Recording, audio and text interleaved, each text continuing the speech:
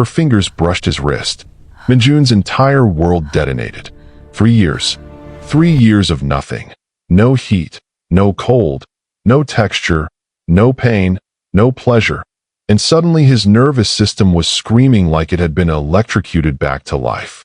The sensation ripped through him so violently he couldn't breathe, couldn't think, could only feel the impossible warmth of her fingertips against his pulse point while his body remembered what it meant to be human. The blood pressure cuff tightened around his bicep. He barely noticed. Every atom of his consciousness had narrowed to those 5 points of contact where her skin met his. Your heart rate is elevated. Her voice, accented, professional, concerned. Are you experiencing discomfort? Discomfort. He wanted to laugh. He wanted to weep. He wanted to grab her wrist and never let go because the second she pulled away, he knew the void would return.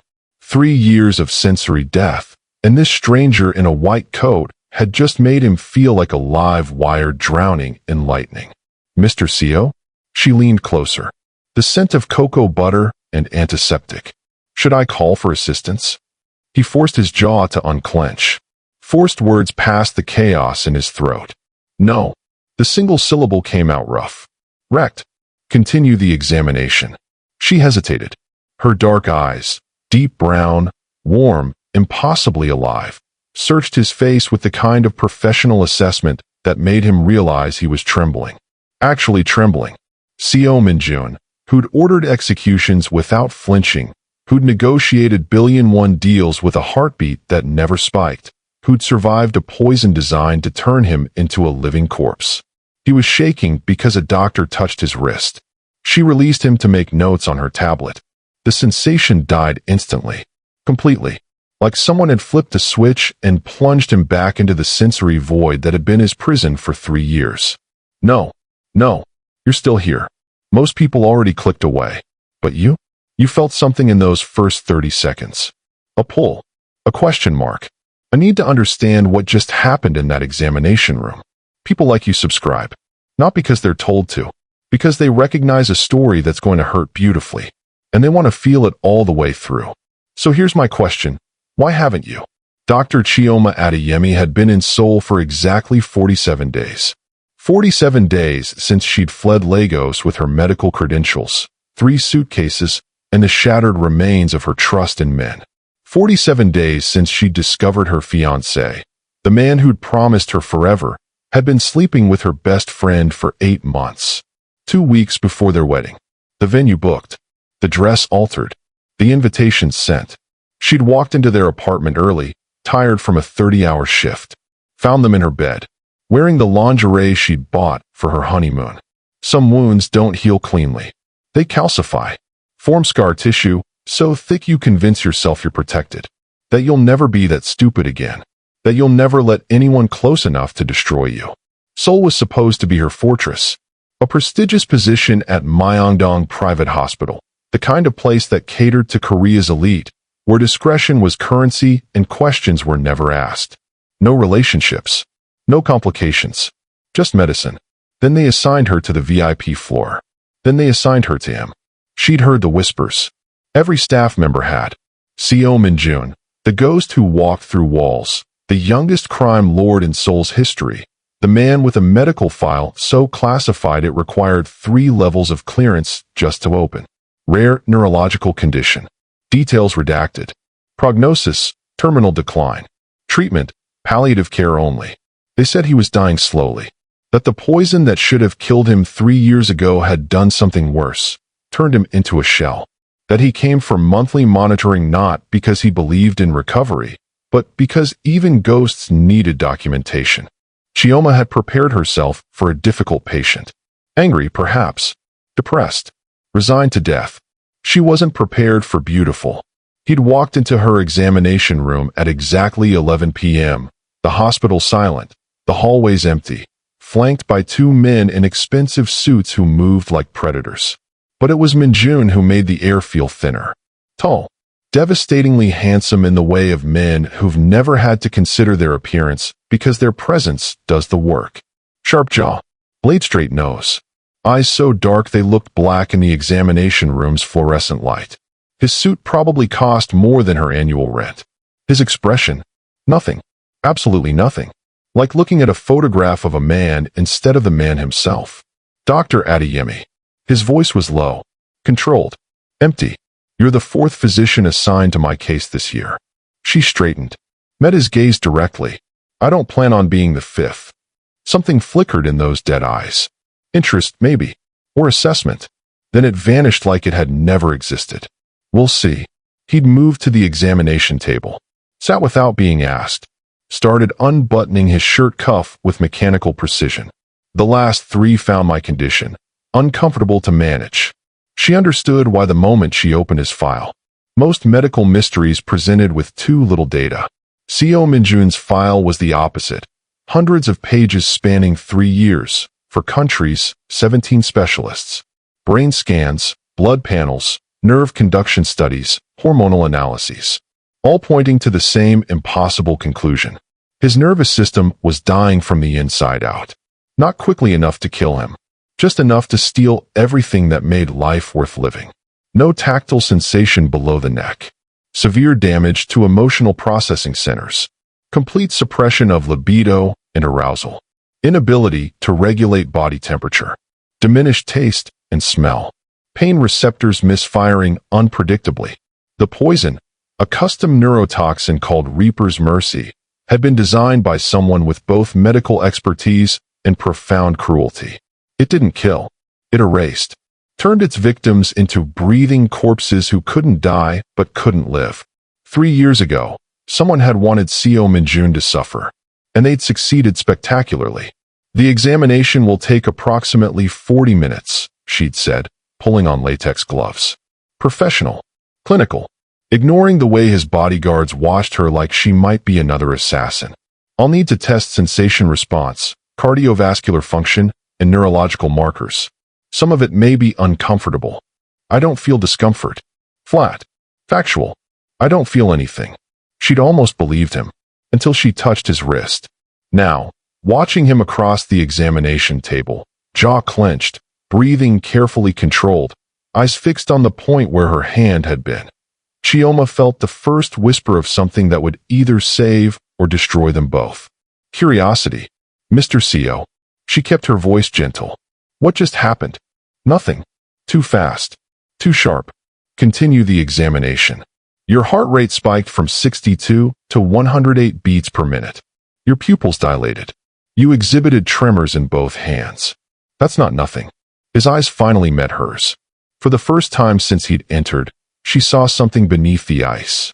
Something raw and desperate and terrified. Your file says you haven't experienced physical sensation in 3 years, she continued. Careful, like approaching a wounded animal. But when I checked your pulse, it's a neurological misfire. He was already standing, already buttoning his cuff, already rebuilding whatever wall she'd accidentally breached. It happens occasionally. Meaningless. If it's meaningless, why are you running? He stopped, turned. The look he gave her was sharp enough to cut. I'm not running, Dr. Adeyemi. I'm leaving. There's a difference. Is there? Silence. The kind that stretches and bends until it becomes its own question. One of the bodyguards shifted. Minjun raised a hand. Barely a movement. But the man froze like he'd been carved from stone. I'll reschedule. Minjun's voice was back to empty. Back to nothing. Have my assistant contact your office. He was at the door when Chioma spoke again. 3 years is a long time to feel nothing. He didn't turn around. Didn't acknowledge her. But his hand stilled on the doorframe. 3 years is a long time to be safe, he said quietly. Good night, Dr. Adeyemi. The door closed behind him. Chioma stood alone in the examination room, staring at the blood pressure cuff still lying on the table, and wondered what kind of man was more afraid of feeling something than feeling nothing at all. Outside, in the hallway shadows, Minjun pressed his back against the wall and let himself shake. His wrist still burned where she'd touched him. His entire body was screaming for more. More contact, more warmth, more of whatever impossible thing had just happened. 3 years of praying for death because living without sensation was torture. 3 years of accepting his fate as a ghost in human skin. And then an African woman with warm hands and warmer eyes had brushed his pulse point, and every nerve ending he thought was dead had ignited like they'd been waiting for her specifically. Impossible. Medically impossible. But when he closed his eyes, he could still feel the ghost of her fingertips, could still feel the heat of her palm, could still feel the excruciating, unbearable, precious sensation of being touched. Sir, his head of security, Kong Min, stood at a respectful distance.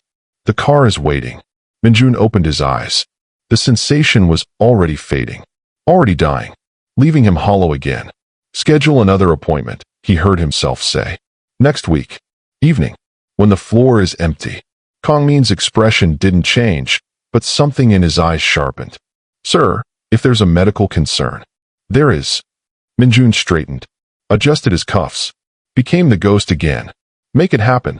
He walked toward the elevator, and if his hand shook as he pressed the button, if his breath came too fast, if he looked like a man who'd just discovered he could still drown, well, nobody who valued their life would be stupid enough to mention it. Behind him, in the examination room, Chioma was already pulling up his file again, reading through 3 years of medical impossibilities, trying to understand what had just happened when 5 fingers met a pulse point and a dead man came back to life. She should transfer his case, should cite conflict of interest, patient safety, professional boundaries, should walk away before curiosity became something more dangerous. She was already making notes for their next session.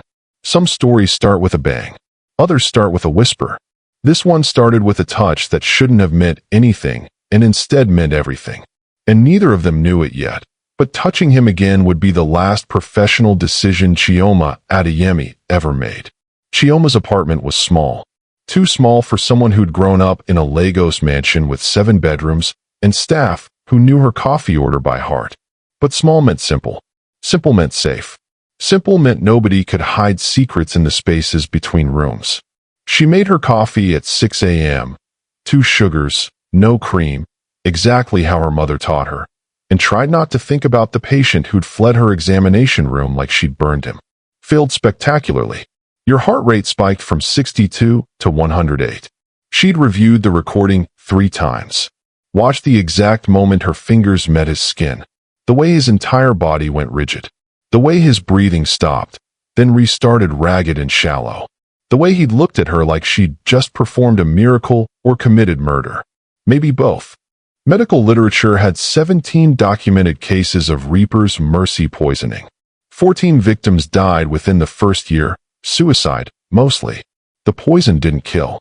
It just made death look like mercy. The remaining 3 lived in various states of sensory deprivation, minds intact, but bodies divorced from pleasure, pain, temperature, touch.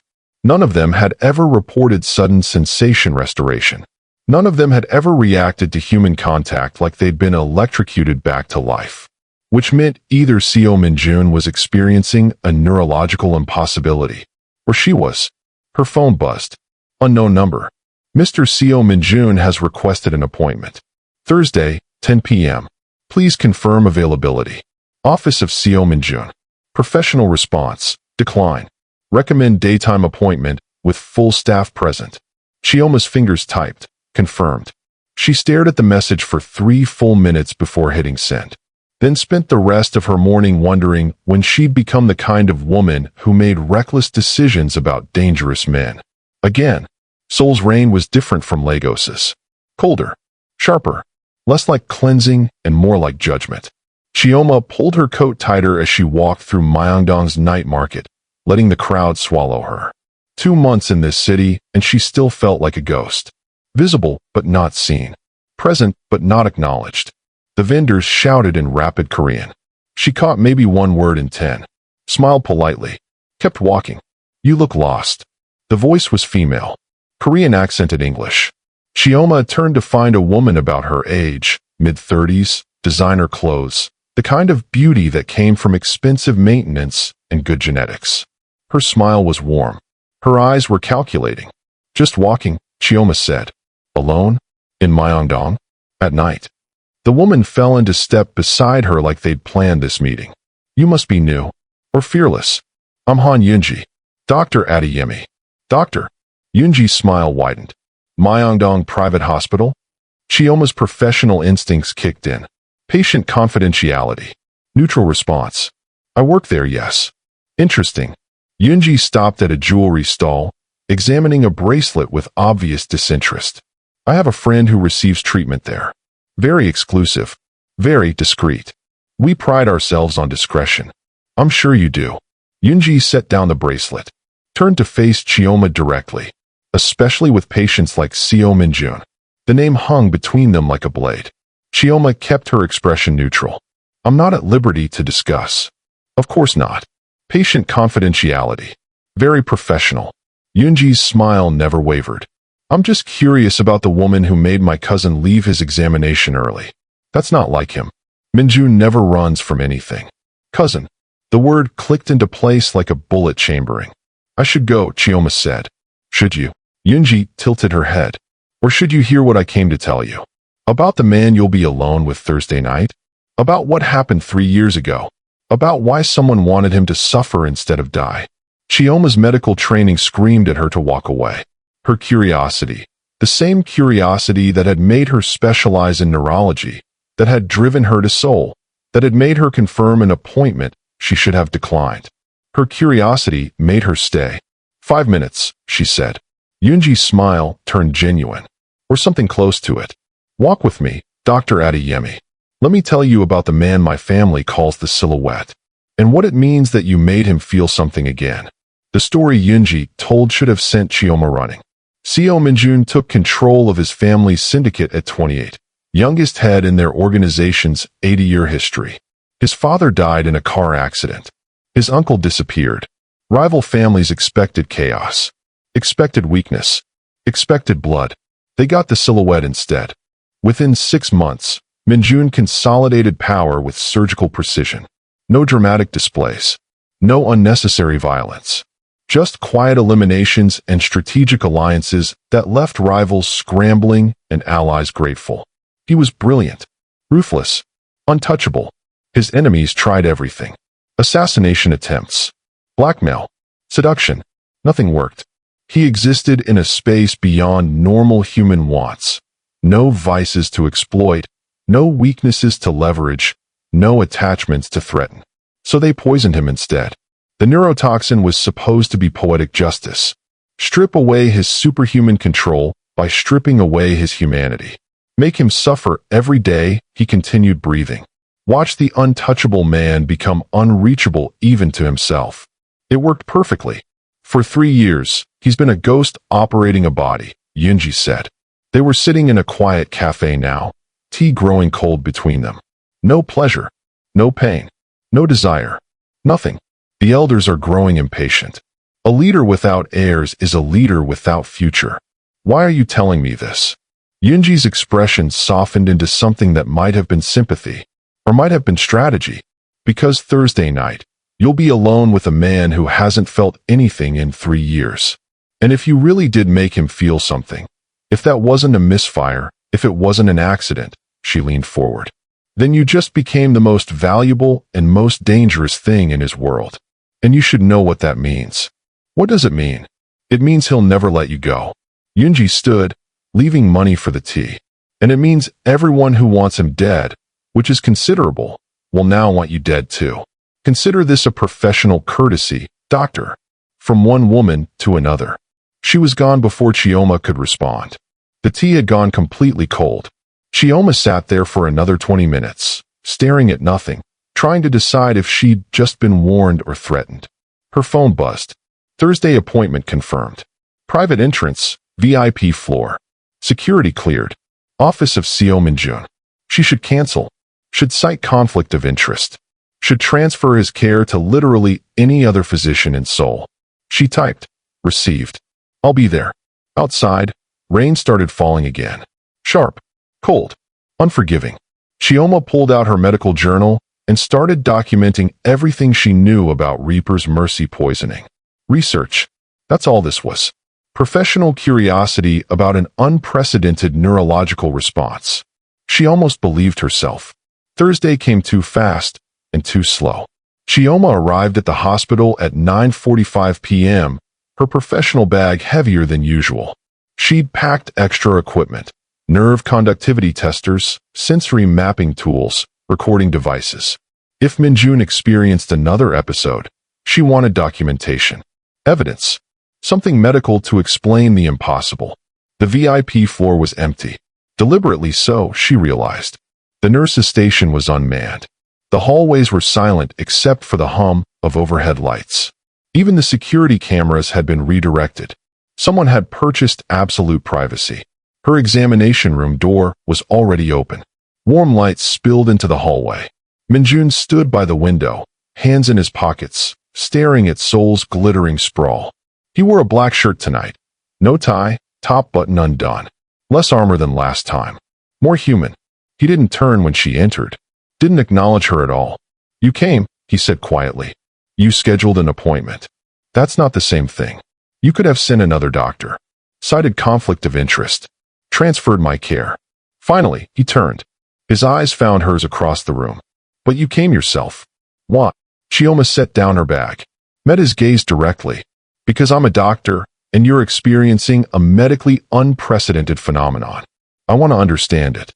Just professional curiosity? Yes. You're lying. She was. They both knew it. Sit down, Mr. CO. Let's figure out what happened. He moved to the examination table slowly, like he was walking toward execution or salvation. Saturday. Started unbuttoning his left cuff with those same mechanical movements. Ground rules, Chioma said, pulling on latex gloves.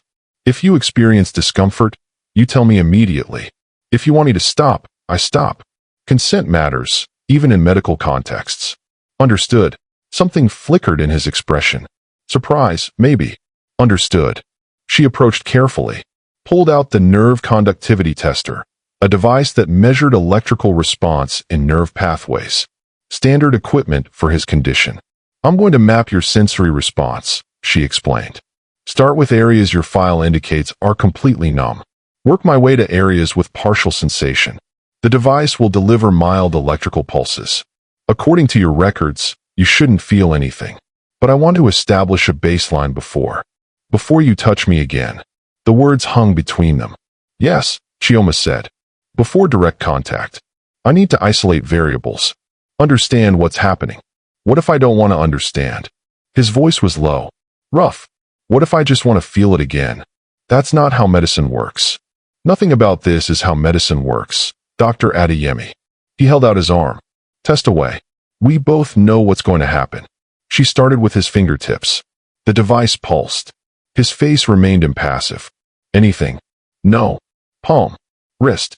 Inner forearm. Nothing. The sensors showed what his file had documented.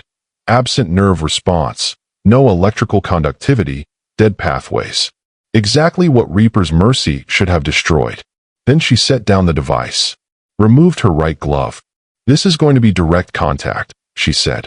Just my hand on your arm. I need you to describe anything you experience. Temperature, pressure, texture, pain, anything at all. He nodded. His jaw was already clenched. Chioma pressed her palm flat against his inner forearm. Minjun's entire body convulsed. His hand shot out, grabbing the examination table's edge hard enough to make his knuckles white. His breathing stopped, then came back harsh and ragged. His eyes slammed shut. A sound escaped his throat, low, desperate, almost wounded. Talk to me, Chioma said, keeping her voice steady even as her heart hammered. What are you feeling? Everything. The word came out broken. Heat. Pressure. Your pulse against my skin. The texture of your palm. I can feel the ridges of your fingerprints. I can feel. He stopped. Opened his eyes. They were wild. Desperate.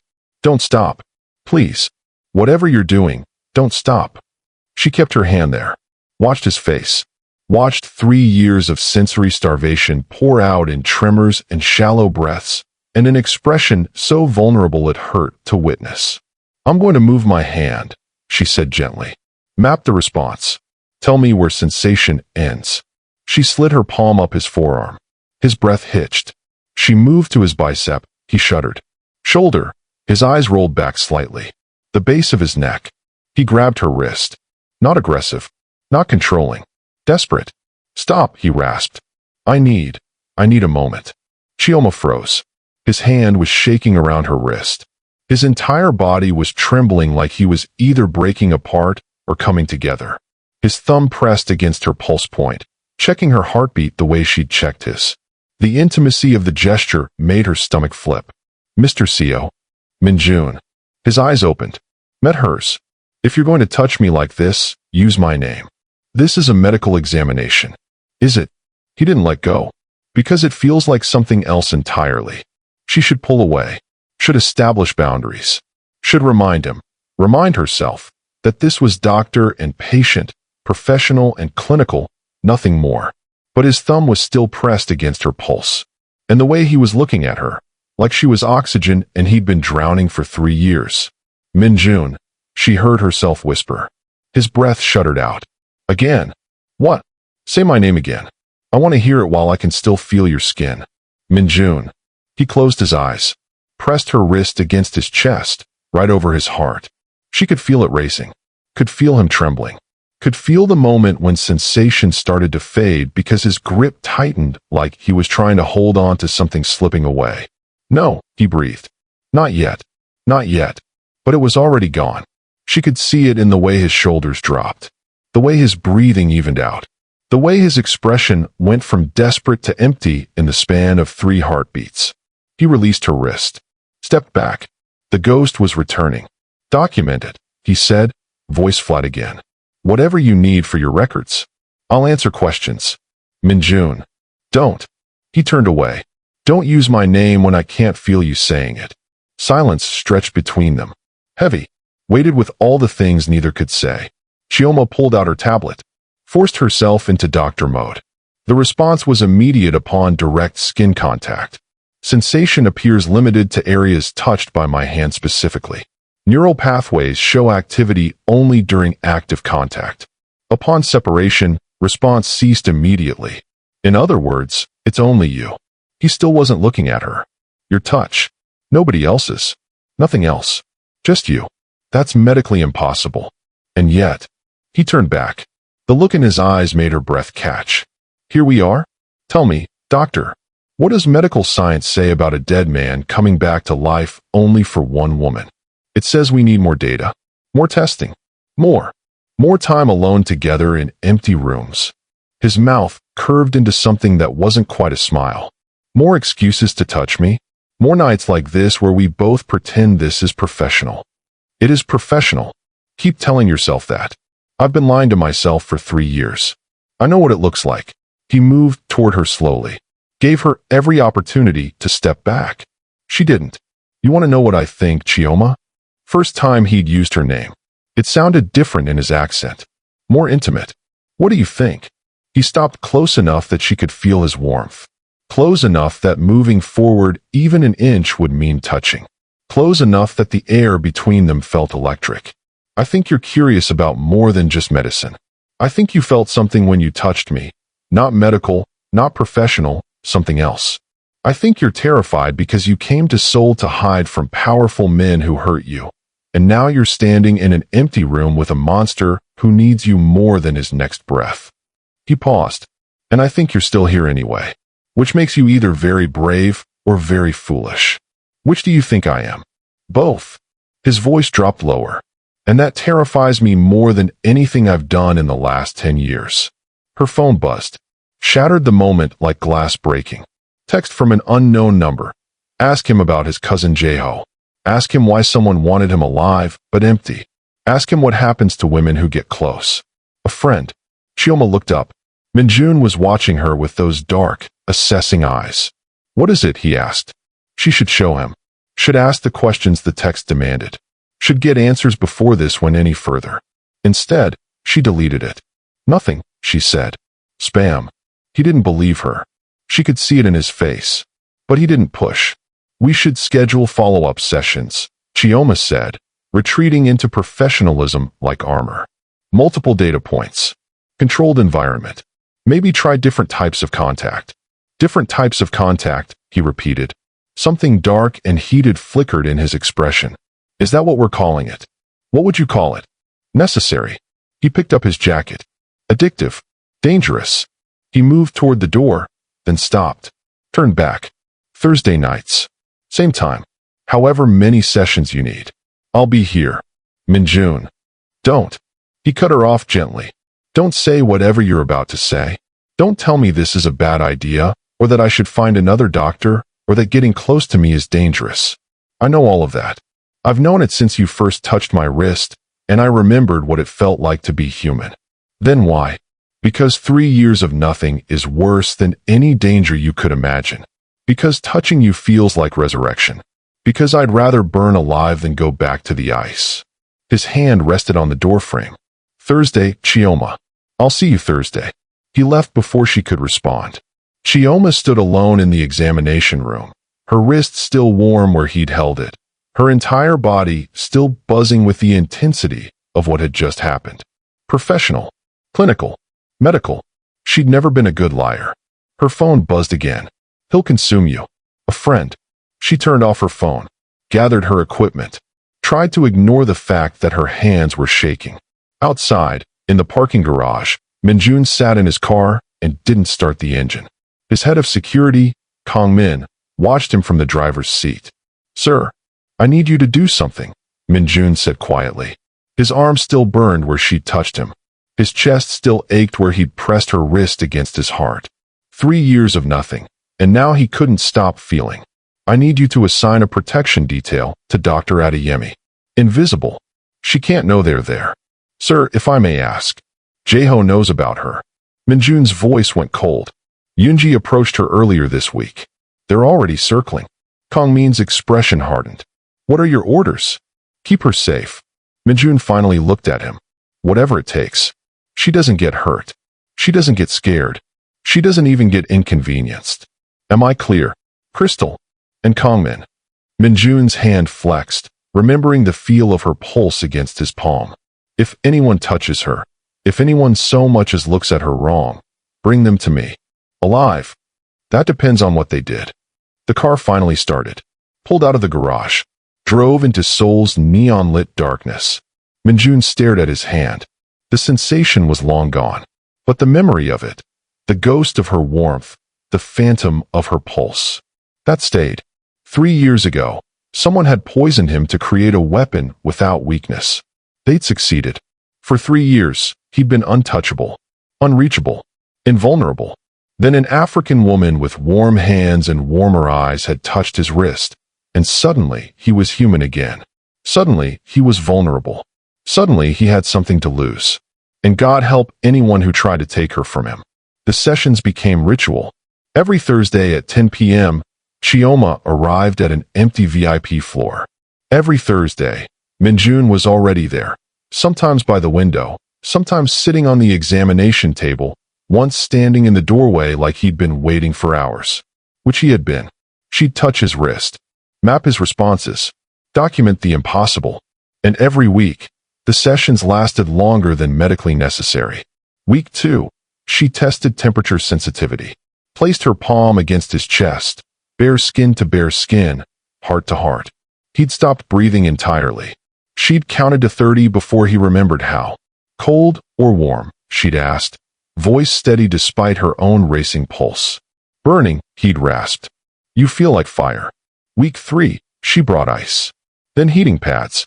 Wanted to establish whether temperature existed independently or only through her touch. The ice, nothing. He watched it melt against his skin with empty eyes. Her warm palm afterward, his entire body arched off the table. Just you, he'd said, voice wrecked. It's only ever you. Week 4, she tested pressure tolerance. Fingertips to forearm, gradually increasing contact. His breathing had grown ragged around the 3-minute mark. By 5 minutes, he was shaking. By 7, he'd grabbed her wrist, gentle but desperate. Break, he'd managed. I need a break. She'd pulled away. Watched sensation die in his eyes like a light going out. Watched him master himself, rebuild his walls, become the silhouette again. Sorry, he'd said eventually. Empty voice restored. It's overwhelming. 3 years of nothing, then. He gestured vaguely at the space between them. This. We can stop. Reduce session frequency. Refer you to. No. Sharp. Immediate. Then softer. No. These appointments are the only thing I look forward to anymore. The only time I feel human. His eyes met hers. Don't take that away. She should have recognized the dependence forming.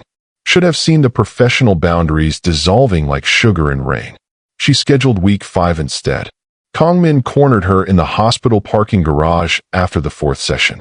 Chioma had just reached her car when a shadow detached from the concrete pillar. She spun, and already reaching for her phone. Dr. Adeyemi. Kongmin stepped into the light, hands visible, posture non-threatening. Sorry, didn't mean to startle you. Her heart was hammering. You're Minjun's head of security. Yes. Does he know you're here? No. Kongmin glanced around the empty garage. And I prefer to keep it that way. I need to ask you something. Doctor to associate. I don't discuss patients. I'm not asking about medicine. He moved closer, lowered his voice. I'm asking about him. The man, not the patient. Have you noticed changes? Beyond the physical sensation. Chioma hesitated. Loyalty to her patient warred with curiosity. What kind of changes? He smiles. Kongmin said it like a confession. Not often. Not big. But yesterday, someone mentioned your name and the corner of his mouth moved. I've worked for him for 8 years. I've never seen him smile. Not once. That's good, isn't it? Emotional recovery alongside physical. 3 years ago, before the poison, he smiled all the time. Too much. It was his mask. The smile that never reached his eyes. The one that made rivals underestimate him right before he destroyed them. Kongmin's expression was grave. But yesterday's smile was different. Real. Which means he's becoming human again. Which means he's becoming vulnerable again. I don't understand. Isn't that the goal? For you? Maybe. For him. Kongmin shook his head. Vulnerability in our world is lethal. His cousin Jaeho has been positioning himself as successor. The elders are losing patience. Minjun's enemies think he's already broken. If they realize he's recovering. If they realize he has something to lose. He didn't finish. Didn't need to. What do you want from me? Chioma asked quietly. Be careful with him. He acts like he's made of ice, but ice breaks. And when he breaks, people die. Kongmin stepped back toward the shadows. Including people he's trying to protect. Are you threatening me? I'm warning you. There's a difference. He paused. You're being followed, by the way. 3 cars back, black sedan. They're mine. Boss's orders. You're under protection whether you want it or not. He disappeared before she could respond. Chioma sat in her car for 10 minutes, watching the black sedan in her rearview mirror, trying to decide if she felt safer or more trapped. Her phone buzzed. Minjun, thank you for tonight. Same time next week. She stared at the message. Professional response. We should discuss transitioning your care. She typed, see you Thursday. Added, and call off your security. I can take care of myself. 3 dots appeared. Disappeared. Appeared again. Minjun, no. Chioma, that's not your decision. Minjun, you're right. It's not. But I'm making it anyway. Chioma, that's incredibly arrogant. Minjun, yes. Chioma, and controlling. Minjun, also yes. Chioma, I should be angry. Minjun, are you? She sat there, phone in hand, searching for the anger she knew she should feel. Found something else instead. Something warm and terrifying that felt dangerously close to being cared for. Chioma, Thursday. We're discussing boundaries. Minjun, looking forward to it. She drove home with the black sedan following 3 cars back. And if she felt grateful for it instead of violated, if the idea of Minjun caring enough to protect her made her heart beat faster, she'd examine that later. Much later. Preferably never. Week 5 changed everything. Chioma arrived to find Minjun pacing. Actually pacing. The ice-cold ghost who never showed agitation wearing a path in the examination room floor. What happened? She asked, setting down her bag. Jaeho made his move. Minjun's voice was tight. Called a council meeting. Brought medical experts. Demanded proof that I'm fit to lead. They want documentation of my condition, prognosis, treatment efficacy. They want to know if I'm recovering or declining. Chioma's stomach dropped. When? 2 weeks. I can't provide that kind of documentation in 2 weeks. Your case is unprecedented. I'd need months of data, peer review, multiple specialists. I know. He stopped pacing. Looked at her directly. That's the point. Jaeho knows it too. This is his play. Prove I'm fit or step down. He's been waiting 3 years for this. What will you do? What I always do. Adapt. Strategize. Win. He crossed to her, close enough that she could feel his warmth. But I need to ask you something first, and I need you to be honest. Okay. These sessions. His jaw worked. They're helping, aren't they? I'm recovering. Slowly, but it's happening. Each week, the sensation lasts a little longer after you pull away. Last night, I felt the fabric of my shirt for almost 30 seconds. It's spreading. Chioma's medical mind raced. He was right. She'd noticed the same thing. Documented it.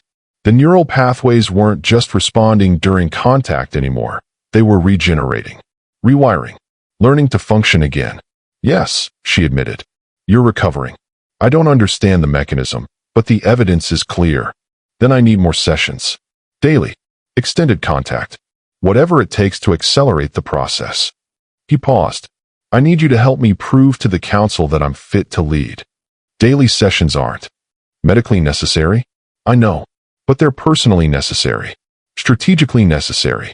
His hand rose, hovering near her face without touching. I can't ask this of you. I know that. It's crossing every line we've pretended still exists. But I'm asking anyway. She should refuse. Should cite ethics, boundaries, the dozen ways this violated professional standards. My apartment, she heard herself say. Not here. Too many eyes. If we're doing this, we do it privately. Daily sessions, 1 hour each. Purely medical. Documented. Professional. Professional, he repeated. Something dark flickered in his expression. Of course. Neither of them believed it. Starting tomorrow, Chioma continued. 7 p.m. I'll send you the address. I'll be there. He left quickly after that. Like staying longer might break whatever fragile agreement they'd just made. Chioma sat alone in the examination room and wondered when she'd stopped being the woman who fled powerful men and started being the woman who invited them into her home. Her phone buzzed. Unknown. Mistake. A friend. She was beginning to hate her anonymous friend. Minjun arrived at her apartment at 6:45 p.m. the next day. Chioma opened the door to find him holding groceries. You said 1 hour, he explained. I thought dinner after wouldn't violate professional boundaries. That's exactly what it would do. Then we're already violating them. Might as well eat. He stepped inside without waiting for invitation. Do you cook? Do you? I have people for that. But I know how. My mother insisted. He moved to her tiny kitchen like he'd been there before. Started unpacking vegetables. Korean food okay? I make a decent bibimbap. This was surreal. The head of Seoul's most dangerous syndicate was standing in her apartment asking about dinner preferences. Korean food is fine, she managed. Good. Session first, then food. Unless you want to eat first. Session first. Professional, he said with that almost smile. I appreciate that. He was mocking her. Gently. She should be annoyed. She was charmed instead. Damn it. The session started clinically enough. She had him sit on her couch. Strange, seeing him in her space, seeing this dangerous man surrounded by her throw pillows and medical journals. She took his vitals, mapped his sensory response, documented everything. Then she placed her palm against his chest. They'd done this before. For times now. It should have felt routine. It didn't. Maybe because this was her home, her private space. Maybe because dinner was waiting in her kitchen. Maybe because the sun was setting through her windows, painting everything gold, and it felt less like medicine and more like intimacy. His heart hammered beneath her palm. His eyes closed. His breathing went shallow. How long can you maintain contact? He asked, voice rough. As long as needed. Why? Because I want to see how long sensation persists afterward. Need data for the council. He opened his eyes. And because I'm greedy. 5 minutes of feeling you is better than nothing, but 10 minutes would be better. 20 would be dangerous. Yes. He caught her wrist, not pulling her closer, just holding on. But I'm already past dangerous. I passed dangerous the first night you touched me. They stayed like that. Her palm on his chest, his hand around her wrist, both of them breathing carefully. The room growing darker as the sun set. Chioma watched his face, watched the ice melt, watched the ghost become human. Watched 3 years of nothing transform into everything. What does it feel like? She whispered. Truly, like drowning and breathing at the same time.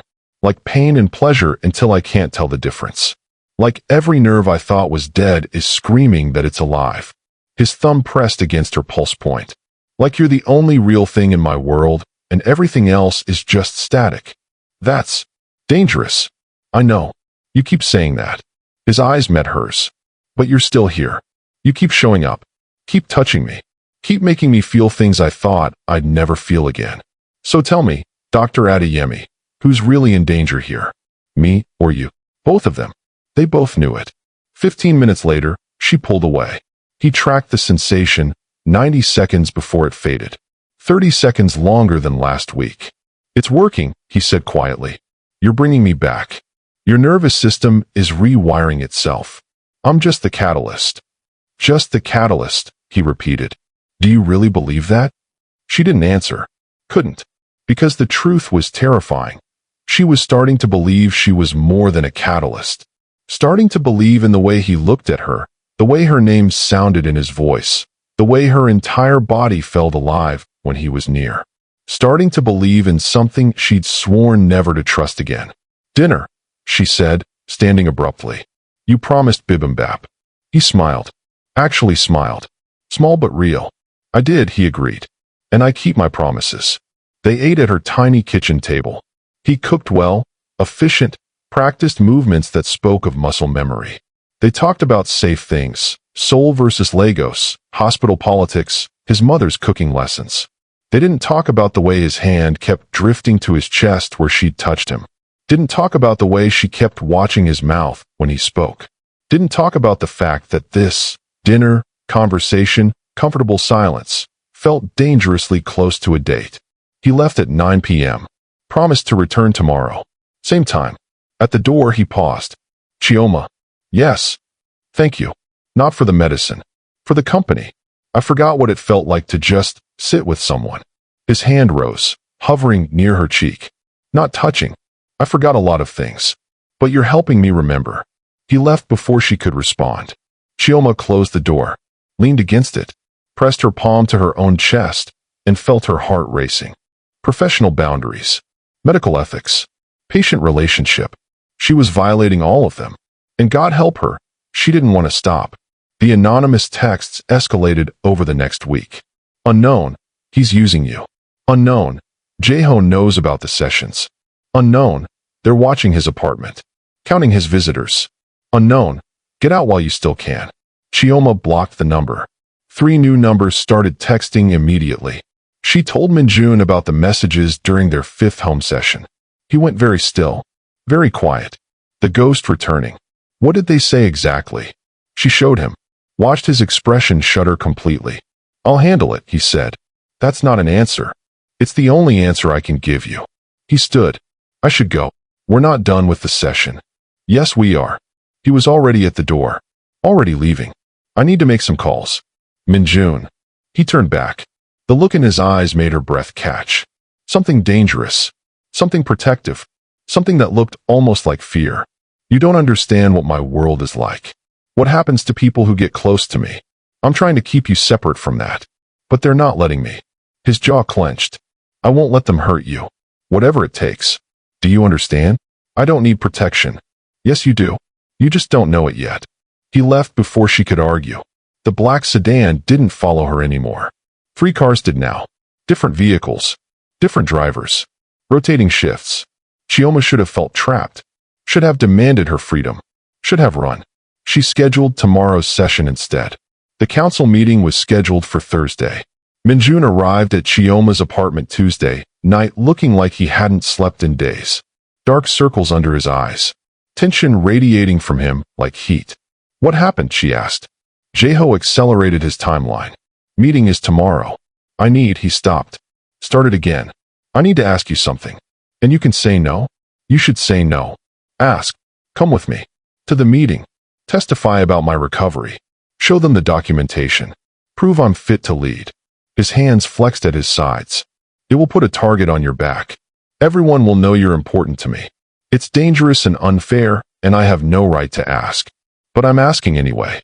Chioma looked at this man who'd walked into her examination room 2 months ago as a ghost and was slowly becoming human again. This man who cooked dinner in her kitchen, who looked at her like she was oxygen, who'd surrounded her with protection she never asked for because he couldn't stand the thought of her being hurt. This man who was dangerous and damaged and desperately trying not to need her even though they both knew he did. She should say no, should protect herself, should remember what happened the last time she trusted a powerful man. "What time is the meeting?" she heard herself ask. Something in his expression cracked. Relief. Gratitude. Fear. 10 a.m. "I'll send a car. I'll drive myself." "Chioma." "I'll drive myself," she repeated firmly. "With your 3 security cars following me. But I drive. That's the deal." He nodded. "Thank you. Don't thank me yet. Wait until you see the medical report I'm preparing. It's going to be technical, thorough, and completely clinical." "Will it prove I'm recovering?" "Yes." "Then it's perfect." He moved toward her, stopped himself. "Can I? Would it be appropriate to?" She understood what he was asking, took his hand, placed it against her neck, right over her pulse. His eyes fluttered closed. His breath shuddered out. He stood there, feeling her heartbeat, memorizing the sensation like he might never feel it again. "Whatever happens tomorrow," he said quietly, "thank you for giving me this, for giving me back myself, even if it's temporary, even if I lose it all again. These weeks with you have been worth more than 3 years of nothing." "You're not going to lose," she said. He opened his eyes. "I might. Jae-ho is smart, ruthless. He's been planning this for years. But even if I lose the syndicate, lose everything," his thumb pressed against her pulse, "I won't lose this.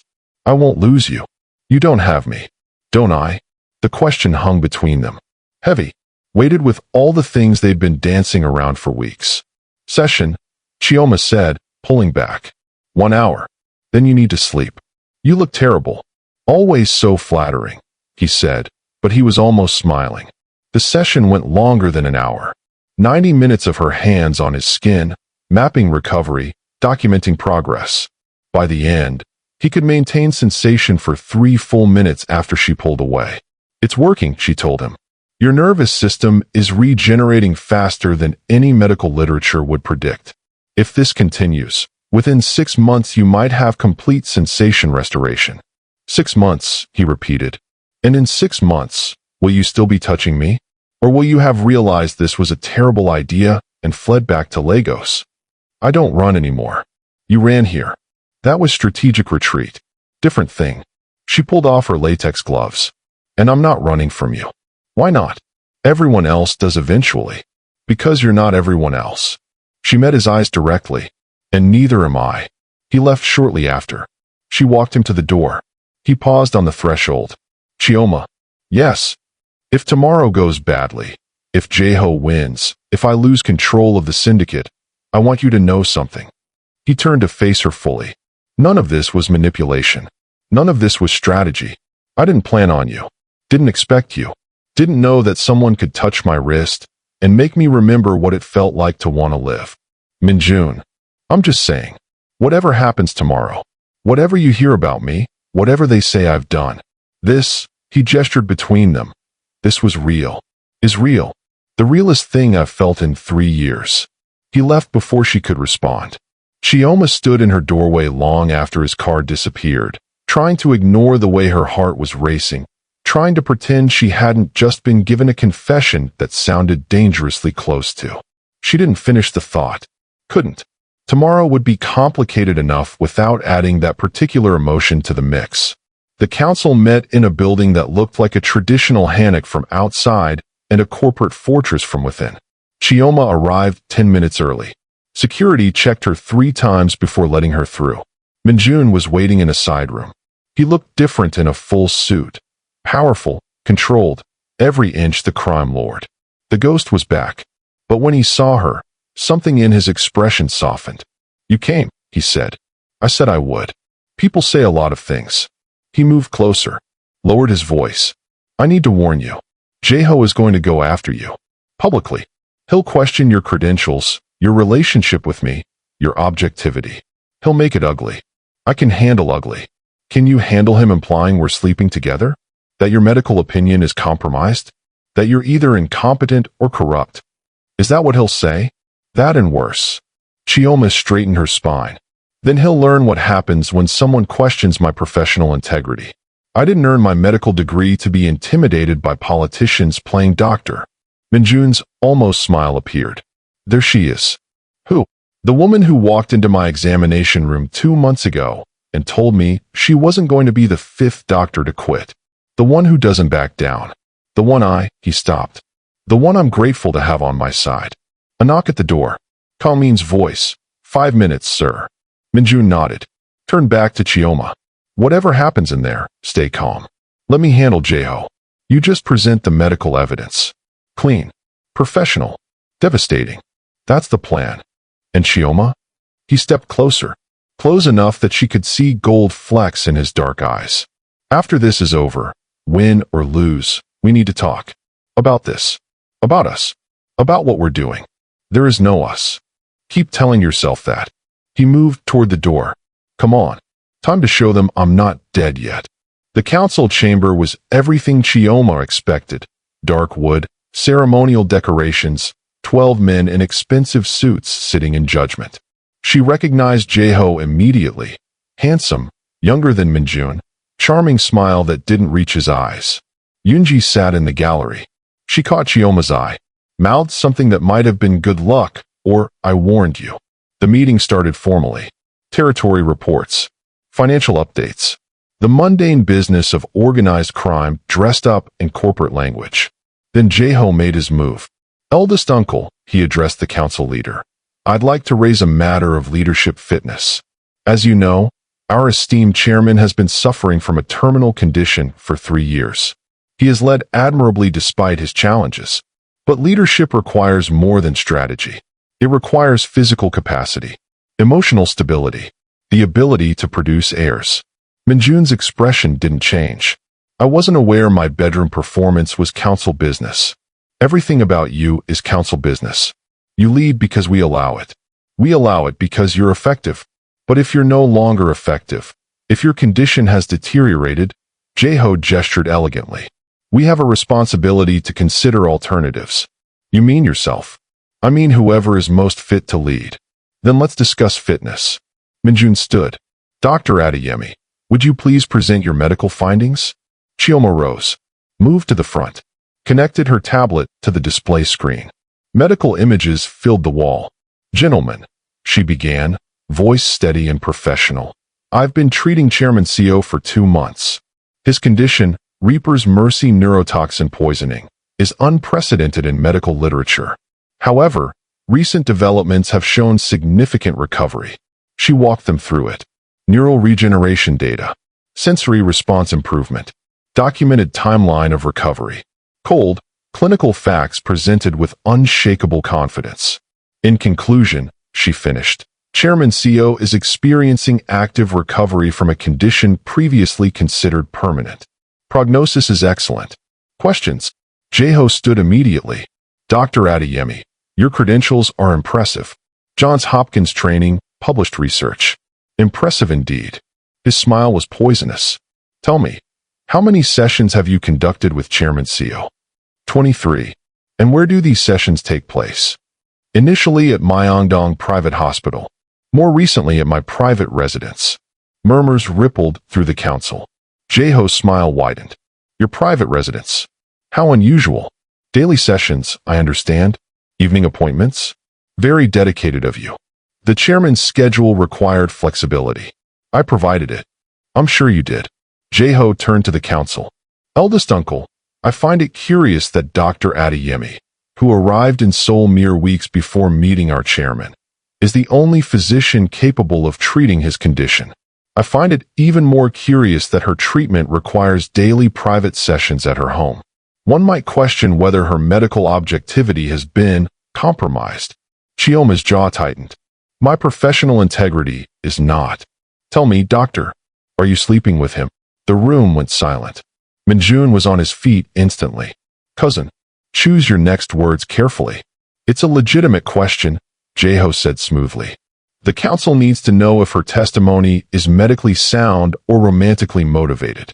If Chairman Seo has formed an attachment to his doctor, if his recovery is dependent on a woman he's involved with, then his fitness to lead is absolutely compromised. I've never touched Chairman Seo outside of medical necessity, Chioma said coldly. Every session is documented. Every interaction professional. If you're questioning my ethics, I suggest you review my credentials more carefully. I don't need to sleep with patients to treat them effectively. And yet you invite him to your home. Daily. Alone. Forgive me if I find that difficult to believe. Believe what you want. The medical evidence is clear. The medical evidence is unprecedented. Miraculous, even. Which makes me wonder. Jae-ho pulled out his phone. Tapped the screen. Images appeared on the display wall. Is this medical treatment, Dr. Adeyemi?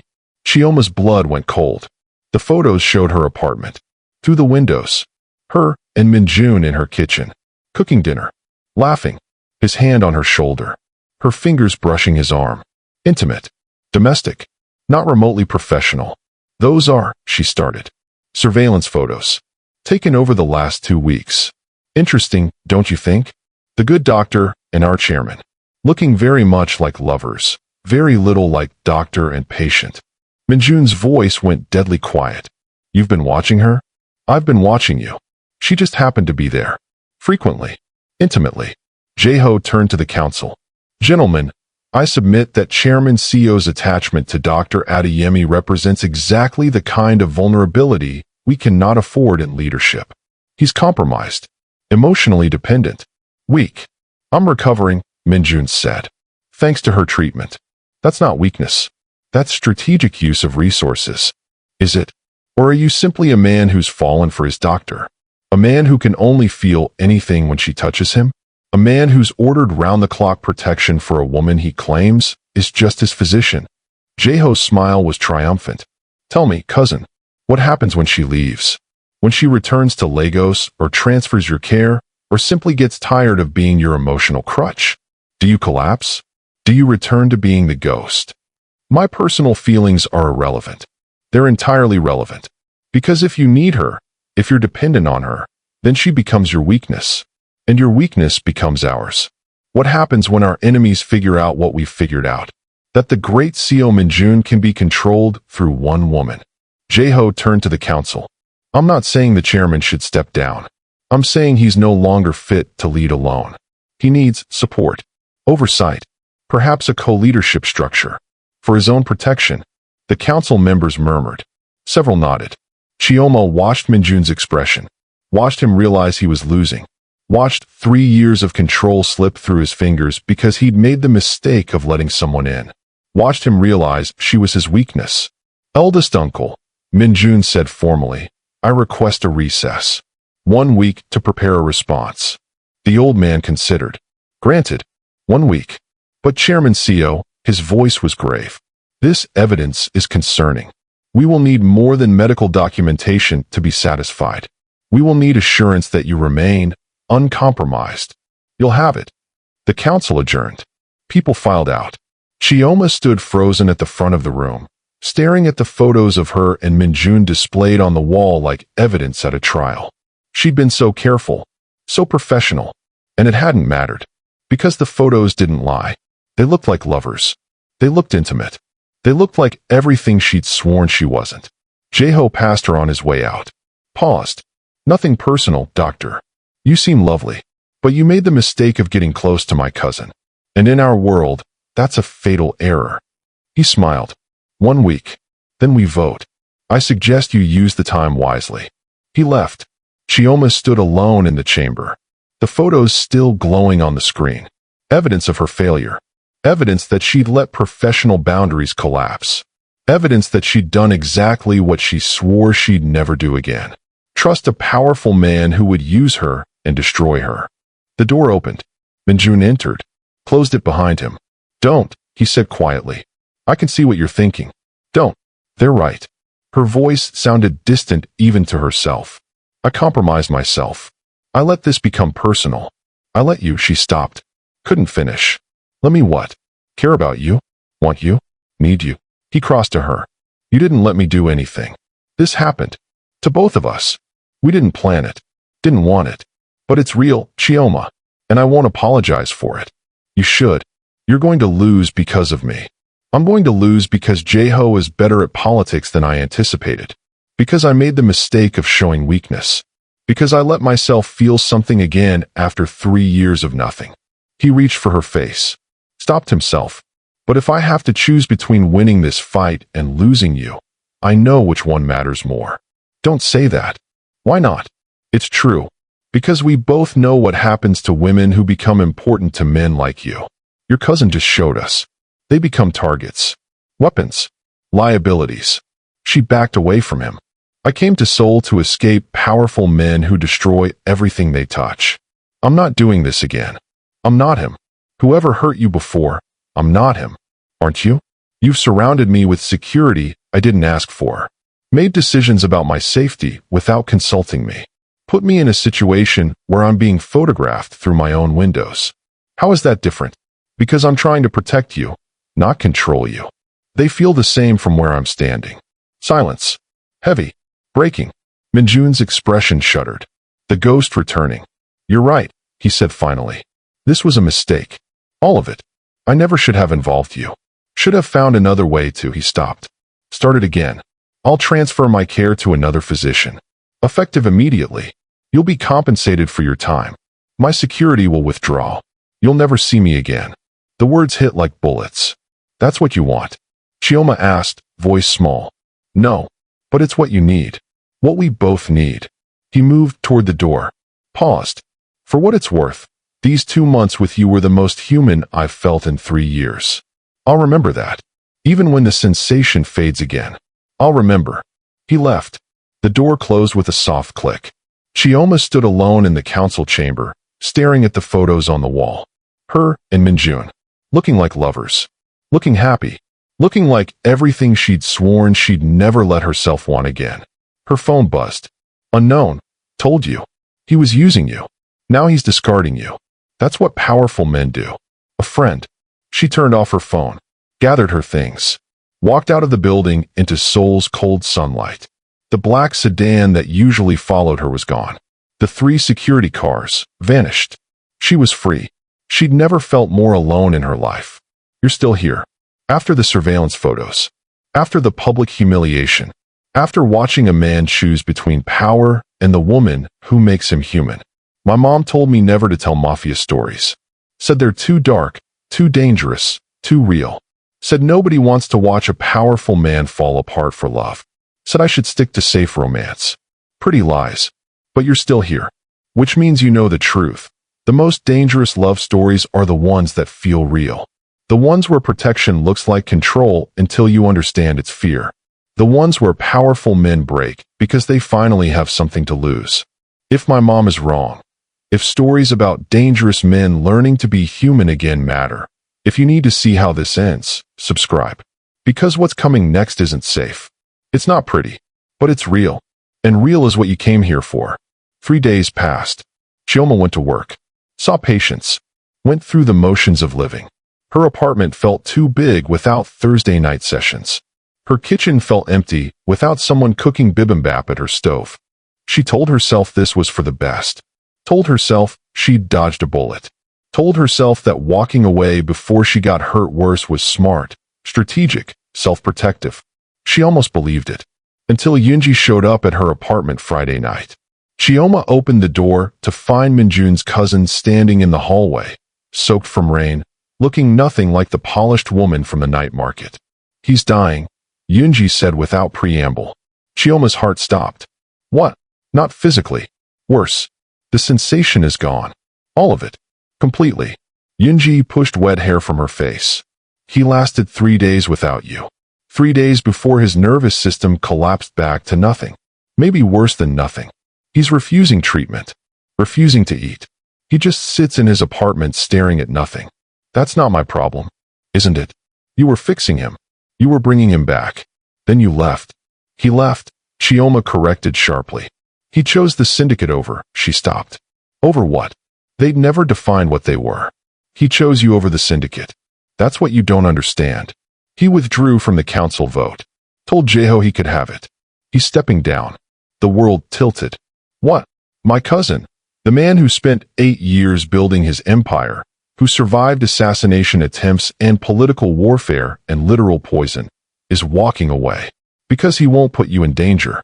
Because having you matters more than having power. Yunji's eyes were fierce.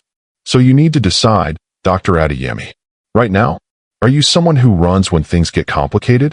Or are you someone who stays and fights for what matters? It's not that simple. It's exactly that simple. You're just making it complicated because you're scared. Of course I'm scared. Have you seen what your world does to people? I watched surveillance photos of myself displayed to a room full of criminals. I've been followed, threatened, turned into a weapon against someone she stopped. Couldn't finish. Someone you what? Yunji pressed. Care about. Love. I barely know him. You know him better than anyone has in 3 years. You know what he looks like when he's vulnerable. You know what he sounds like when he laughs. You know that he measures coffee the way his mother taught him, and that he can't sleep without checking his phone to make sure you're safe, even though he's not supposed to care anymore. How do you? Because I watch him. We all do. And for 3 years, we watched a ghost operate a body. Then you showed up, and he started becoming human again. Started smiling. Started wanting things. Started living. Yunji stepped closer. You think you're protecting yourself by walking away. But you're not. You're just choosing a different kind of pain. The kind that lasts forever because you'll always wonder what if. Chioma pressed her palms against her eyes. I came to Seoul to escape men who hurt me. Did Minjun hurt you? Or did you hurt yourself by expecting him to be like the man who came before? The question hit like a slap. He tried to control me. He tried to protect you. There's a difference. One comes from ego. The other comes from fear of loss. Yunji pulled out her phone, showed Chioma a photo.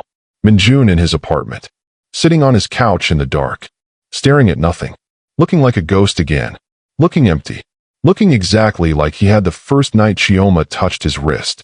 This is what you're choosing, Yunji said quietly. Him returning to the void. You safe and alone. Both of you surviving, but not living. Is that really better? What's the alternative? Go back. Let him protect me? Become the thing his enemies use against him. The alternative is you stop running. You stop letting fear make your decisions. You stop punishing him for someone else's sins. Yunji's voice softened. My cousin isn't perfect. He's damaged and dangerous, and sometimes he makes terrible decisions trying to do the right thing. But he's honest. He's loyal. And he looks at you like you're the only thing that matters in his entire world. That's too much pressure. That's love, Chioma. It's supposed to be overwhelming. The word hung in the air. Love.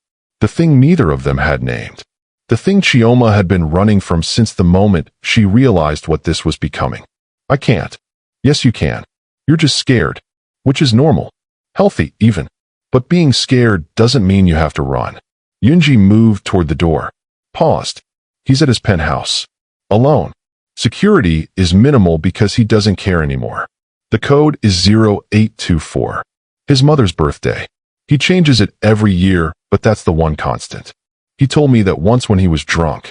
Said if anything happened to him, I should tell. She stopped. He said I should tell the person who mattered. Why are you doing this? Because I love my cousin. And because I saw your face at that council meeting. When Jaeho showed those photos.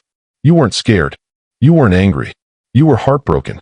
That's how I knew this was real for you too. Yunji left. Chioma stood in her doorway, rain blowing in, staring at the address Yunji had written on a piece of paper. She should stay home.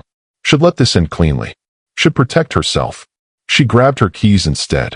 The penthouse was in Gangnam. Floor-to-ceiling windows overlooking Seoul. Minimalist furniture. Expensive and empty.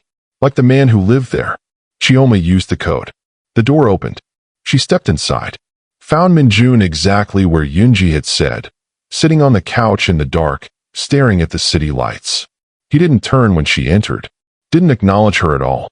You shouldn't be here, he said quietly. I know. I meant what I said. It's over. You're released from my care. You don't owe me anything. I know that too. Then why are you here? She crossed him. Sat beside him on the couch. Close but not touching. Because I spent 3 days telling myself I was protecting myself by walking away. Spent 3 days convincing myself this was smart and safe and the right choice. She looked at him. really looked at him. But I wasn't protecting myself. I was punishing you for someone else's mistakes. And that's not fair. Nothing about this situation is fair. No, it's not. She reached for his hand, placed it against her neck, over her pulse. But it's real. And I think we both know that real is worth fighting for. His eyes closed. His breath shuddered. Sensation flooded back. She could see it in his face. The way his entire body reacted, like touching her was resurrection. I can feel you, he whispered. God, I can feel you. I thought, 3 days of nothing. I thought maybe it was over. Maybe my body had given up. But you're here, and I can feel everything. I'm sorry, Chioma said. For running.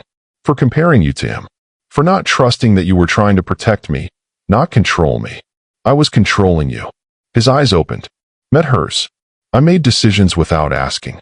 I treated you like someone who needed saving instead of someone capable of making her own choices.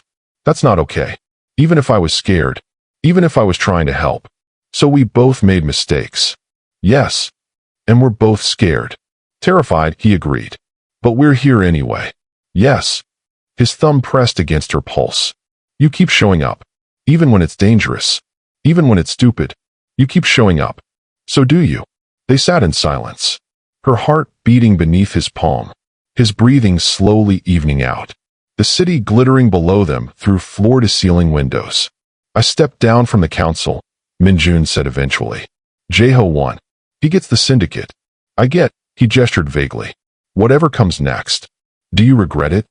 No. I thought I would. Thought I'd feel like I failed. But mostly I just feel relieved. 3 years of maintaining control while slowly dying inside. I'm tired, Chioma. I'm so tired of being the silhouette. Of being the ghost. Of pretending I don't need anything. What do you need? He turned to look at her fully. You. I need you. Not as a doctor. Not as treatment. Just as you. And I know that's complicated and messy, and probably a terrible idea, but it's the truth. It is a terrible idea. I know. We'll hurt each other. Probably. I'm still learning to trust again. It's not going to be easy. I know. And you're still recovering. Still rewiring. Still learning to be human after 3 years of nothing. I know that too. So this is going to be hard. Really hard. We're both damaged in ways that are going to make this complicated. Chioma. Yes. Stop listing reasons why this won't work and just tell me. Do you want this? Do you want us? She looked at him. This dangerous, damaged man who'd learned to smile again because of her. This ghost who'd chosen to become human. This person who looked at her like she was oxygen and home and every good thing he'd thought he'd never deserve. Yes, she whispered. God help me, yes. He kissed her. Not gentle. Not careful. 3 days of thinking he'd lost her poured into one desperate, consuming kiss. His hands cupped her face, slid into her hair, pulled her closer like she might disappear. She kissed back with equal intensity. 3 days of missing him and wanting him and being terrified of wanting him all crashing together. When they broke apart, both breathing hard, he pressed his forehead to hers. I can feel this, he said, voice wrecked. I can feel you. Your warmth. Your breath. Your heartbeat against mine. 3 years of nothing and now I can feel everything and it's overwhelming and perfect and terrifying all at once. Is the sensation lasting longer? I don't know. Don't care. Just don't stop touching me. Not yet. She didn't. They stayed like that. Foreheads pressed together, breathing synchronized, his hands in her hair, her fingers tracing patterns on his chest where she could feel his heart racing. The city glittered below. The night stretched ahead. And for the first time in 3 years, Minjun felt completely, devastatingly alive. What happens now? Chioma asked eventually. I don't know. I've never done this before. The caring about someone thing. At least not since. He stopped. Not in a long time. Me neither. Not since Lagos. Not since I swore I'd never trust anyone like this again. We're both terrible at this. Absolutely terrible. But we're here anyway. Yes. She pulled back enough to see his face. So we figure it out. Together. No more making decisions for each other. No more running when things get hard. We talk. We trust. We try. Deal. He caught her hand. Pressed it against his chest. Stay tonight. Please. I'm not asking for. I just want you here. I I want to fall asleep feeling something other than nothing. Even if it's just knowing you're in the next room. I'll stay.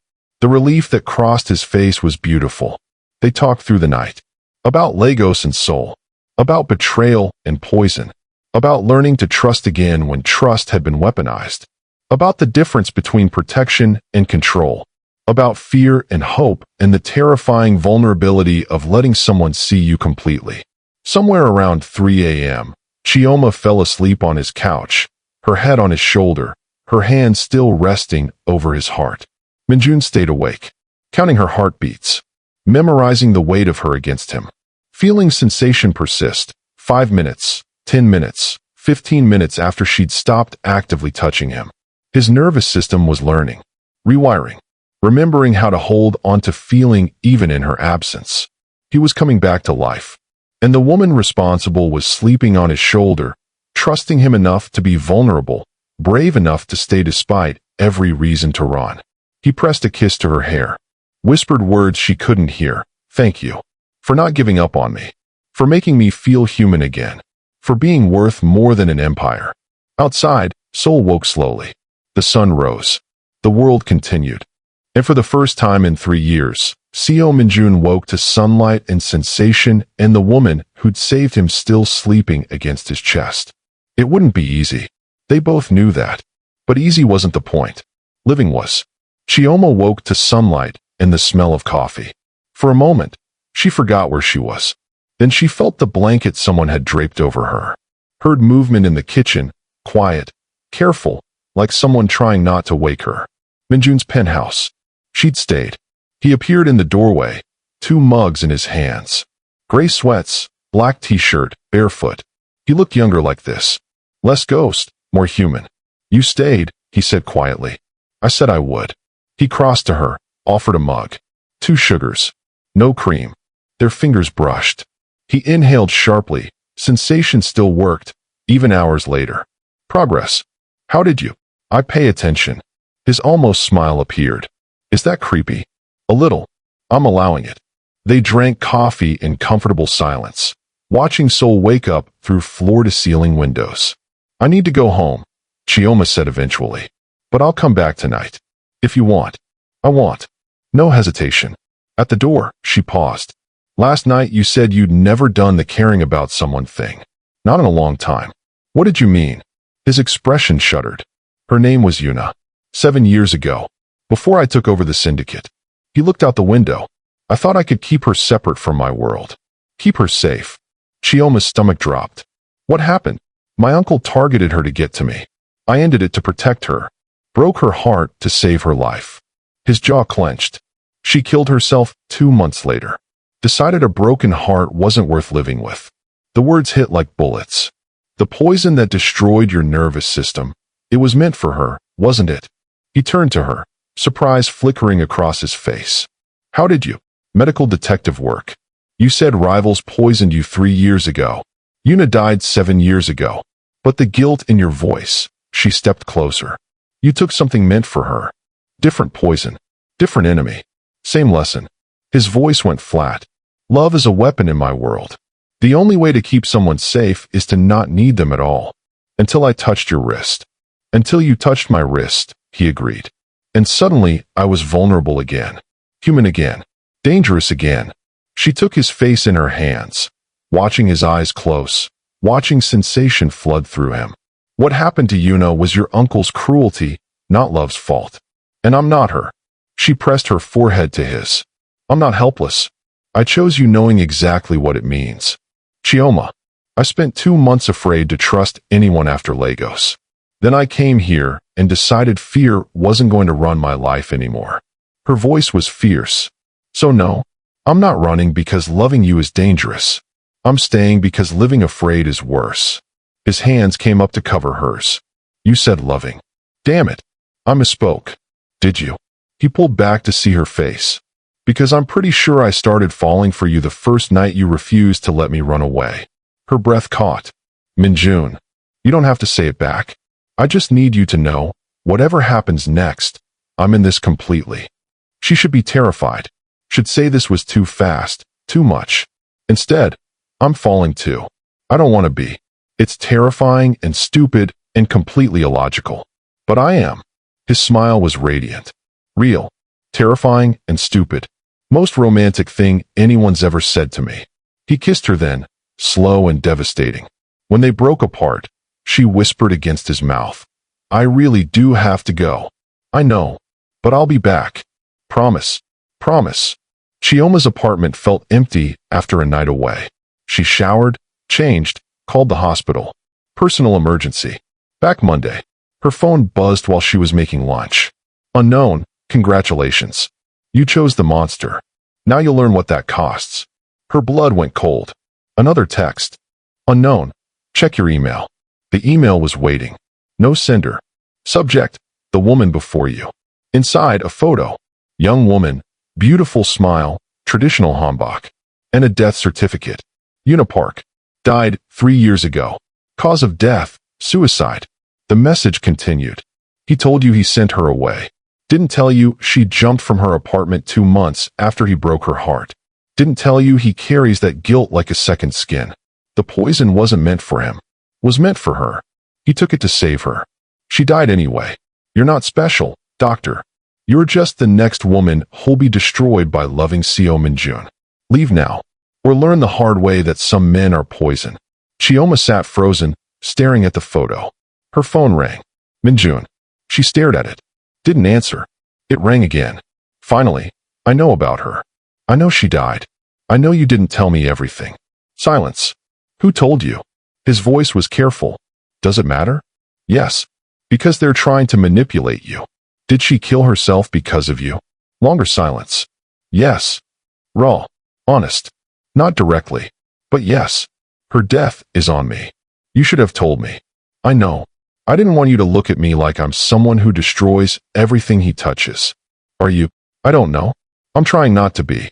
But maybe you should run. Maybe they're right. She should agree. Should pack her bags. Instead, come here. We need to talk. Face to face. I'll be there in 20 minutes. She opened the door 19 minutes later to find him looking like he'd aged 5 years. I'm sorry, he said. I should have told you everything. She pulled him inside. Handed him coffee. Sit. Tell me everything. No sanitized version. He did. Every painful detail. Yuna's smile. His uncle's threats. The choice to break her heart. The call telling him she'd jumped. 3 years convincing himself that loving anyone was cruel. And then you touched my wrist, and I was selfish enough to want more. Chioma processed. Someone wants me to leave you. The anonymous messages. The death certificate. Jaeho. He's trying to isolate me. Or protect me. She moved to kneel in front of him. Took his hands. Yuna's death was a tragedy. But it wasn't your fault for loving her. It was your world's fault for weaponizing it. Same result. Different cause. And I'm not Yuna. She squeezed his hands. I came to Seoul running from betrayal. I understand powerful men are dangerous. I chose you anyway. Knowing. Accepting. Why? Because you're worth it. Because I'm tired of letting fear decide. She pressed his hands against her chest. Feel that? I'm terrified. But I'm staying. His eyes closed. I don't deserve you. Probably not. But you've got me anyway. She leaned forward. So here's what we're doing. We find who's sending those messages. We face whatever's coming. Together. No more secrets. We're partners. Partners, he repeated. Partners. Even though it's dangerous. Especially because it's dangerous. She pulled back. I didn't survive Lagos by being weak. And I'm not surviving Seoul by being scared. Whoever is threatening us is going to learn I'm not some fragile thing that breaks. I'm Dr. Chioma Adeyemi.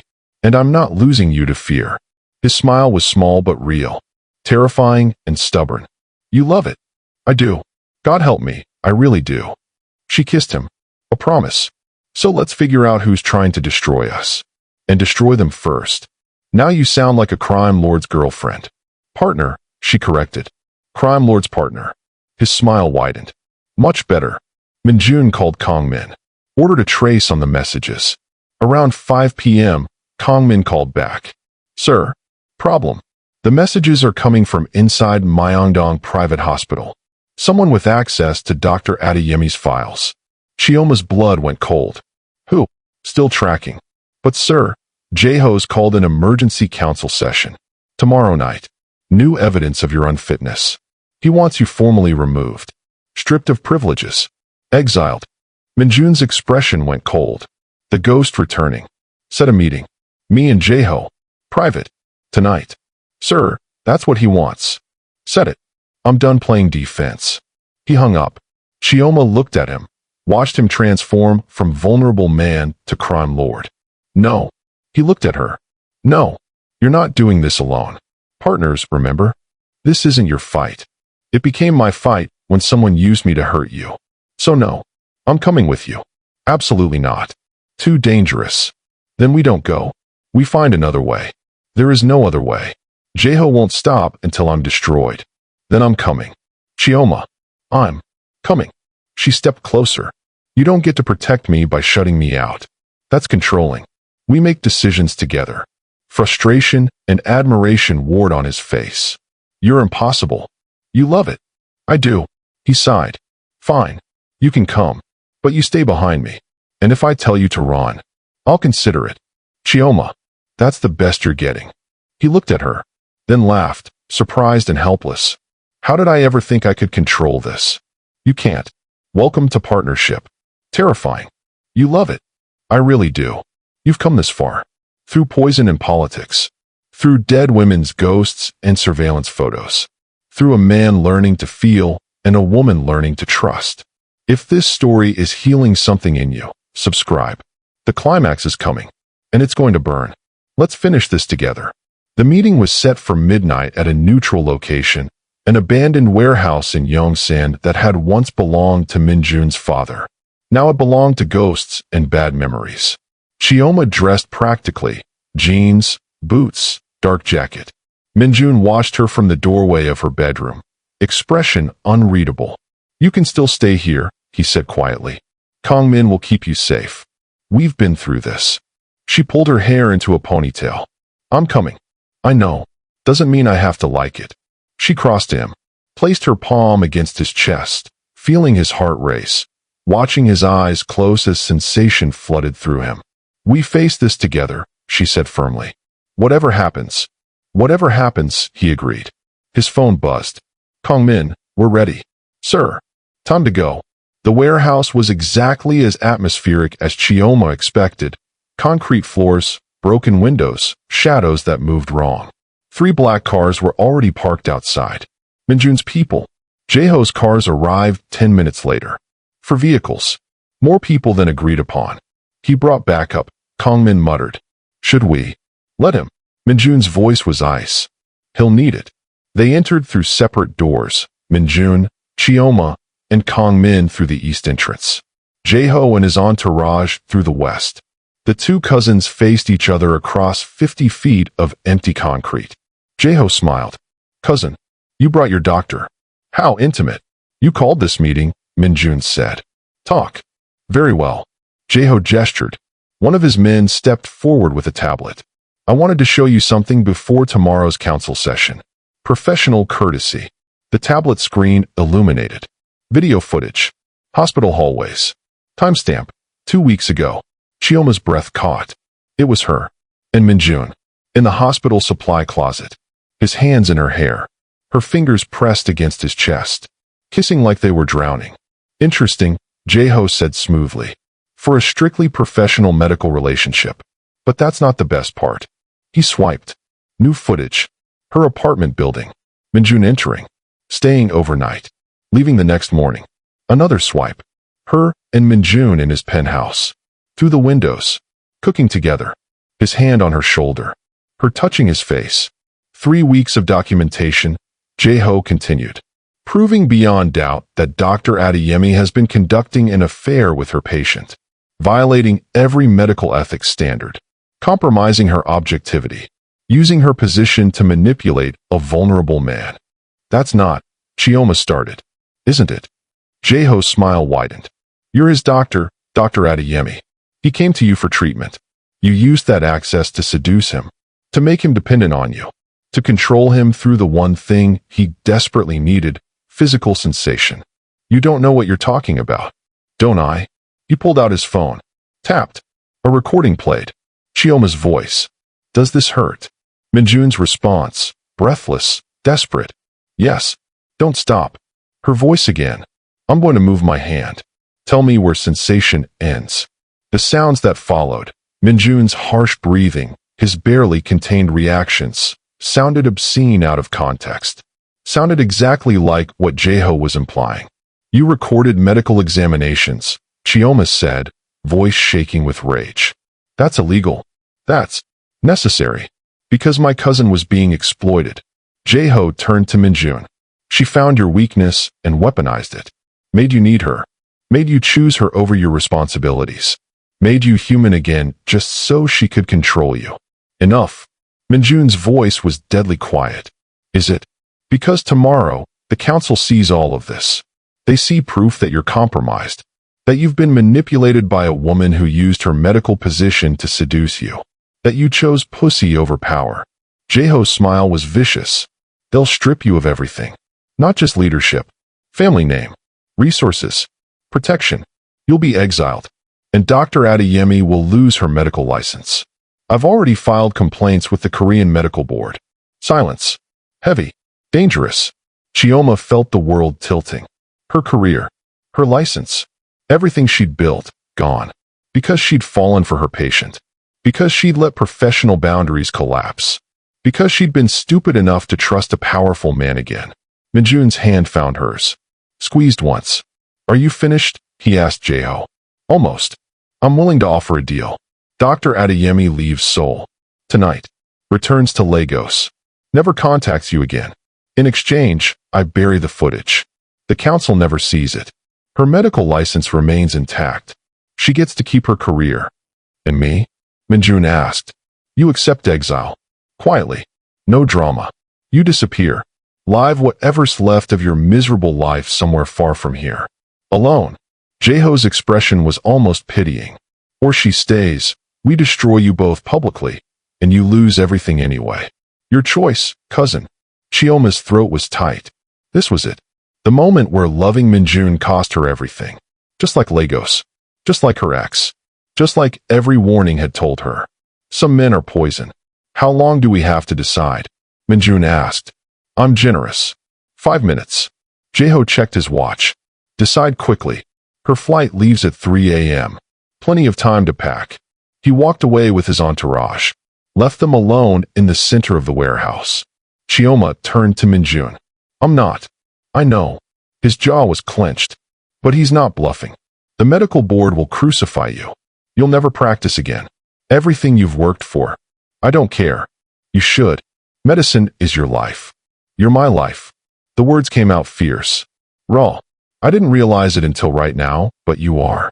And I'm not losing you to blackmail. Chioma. No. We find another way. There's always another way. Not this time. His voice was hollow. He has evidence. Recordings. Witnesses. He's not playing politics anymore. He's going for complete destruction. Then we fight. We expose him. We can't. Minjun's hand cupped her face. He's thought of everything. If we fight, you lose your medical license. You lose everything you came to Seoul to rebuild. I won't let that happen. So what? I leave.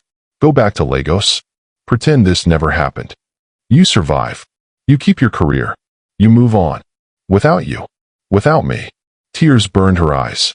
I can't. I can't do that. You can. You're the strongest person I've ever met. You survived betrayal before. You'll survive this too. Stop talking like you're already gone. I am gone, Chioma. I've been gone since the poison. You just made me forget for a while. Made me feel human. Made me believe I could be more than a ghost. His thumb traced her cheekbone. Thank you for that. For 2 months of feeling alive. But this is where it ends. No. Yes. He pressed his forehead to hers. I love you. That's why I'm letting you go. That's why I'm choosing your future over mine. Because you deserve more than exile and ruin. You deserve everything. I deserve you. You deserve better. She kissed him. Desperate. Drowning. Pouring every ounce of love and rage and refusal into the connection. When she pulled back, they were both shaking. I'm not leaving, she whispered. I don't care about the medical license. I don't care about the scandal. I care about you. So no. Find another way to save me, because I'm not accepting this one. Something shifted in his expression. The ghost receding. The man returning. Kong-min, he called. His head of security approached. The hospital insider. Do we have a name yet? Yes, sir. Dr. Lee Sang-woo. Senior administrator. He's been feeding information to Jae-ho for 3 months. Also, Kong-min hesitated. He was having an affair with the head of the medical ethics board. That's how Jae-ho planned to fast-track Dr. Adeyemi's license revocation. Minjun's smile was cold. Dangerous. The crime lord emerging fully. Give me everything on Dr. Lee. Financial records. Communications. Dirty secrets. Everything. Already done, sir. Kong-min handed him a file. Minjun opened it. Scanned quickly. His smile widened. Perfect. He turned to Chioma. Do you trust me? Yes. Then follow my lead. And when I give the signal, run. What? No. We agreed. I know what we agreed. But this is different. When I signal, you run. Kong-min will get you out. Understood. She wanted to argue. Wanted to refuse. But the look in his eyes, focused, strategic, deadly, told her he had a plan. Understood, she whispered. He kissed her once. Quick. Sure. Then he walked toward Jae-ho. Time's up, Jae-ho called. What's your decision? I have a counteroffer, Minjun said. I'm not interested in. Dr. Lee Sang-woo. Minjun's voice cut through the warehouse like a blade. Senior hospital administrator. You're inside, man. Also embezzling from hospital funds. Also in violation of medical privacy laws. Also sleeping with ethics board director Kim to manipulate Dr. Adeyemi's case. Jae-ho's expression flickered. I have documentation, Minjun continued. Bank transfers. Emails. Recordings of Dr. Lee admitting to selling patient information. Security footage of him and Director Kim in compromising positions. Director Kim is married, isn't he? To a prosecutor? What's your point? My point is that your entire case against Dr. Adeyemi is built on illegal surveillance and ethics board corruption. If this goes public, Dr. Lee goes to prison. Director Kim loses everything. And you, Minjun stepped closer. You get exposed for orchestrating it all. Blackmail. Invasion of privacy. Conspiracy. The council won't exile me. They'll exile you. You're bluffing. Am I? Minjun pulled out his phone. Tapped. A video played. Dr. Lee's voice. Jae-ho wants everything on the African doctor. Patient files, schedules, personal information. Says he's paying triple. Another voice. And the ethics board? Dr. Lee. Director Kim will handle it. I've got enough on him to guarantee cooperation. The recording continued. Detailed conspiracy. Clear premeditation. Undeniable evidence. Jae-ho's face went white. Here's my counteroffer, Minjun said quietly. You withdraw the emergency council session. You bury your footage of me and Dr. Adeyemi. You forget we exist. In exchange, I don't send this recording to every council member, every media outlet, and the prosecutor who's married to Director Kim. You wouldn't. Try me. Silence stretched. Dangerous. Electric. Jae-ho's hand moved toward his jacket. Don't. Minjun's voice was ice. But Jae-ho was already pulling a gun. Everything happened too fast. Minjun shouted. Now. Kong-min grabbed Chioma. Started pulling her toward the exit. Jae-ho fired. The shot echoed. Deafening. Minjun staggered. His hand went to his shoulder. Blood bloomed dark against his shirt. No. Chioma screamed. I'm here. She leaned closer. I'm right here. You didn't run. No. You're impossible. You love it. His smile was soft. Real. I really do. Sleep, she said gently. I'll be here when you wake up. Promise. Promise. His eyes closed.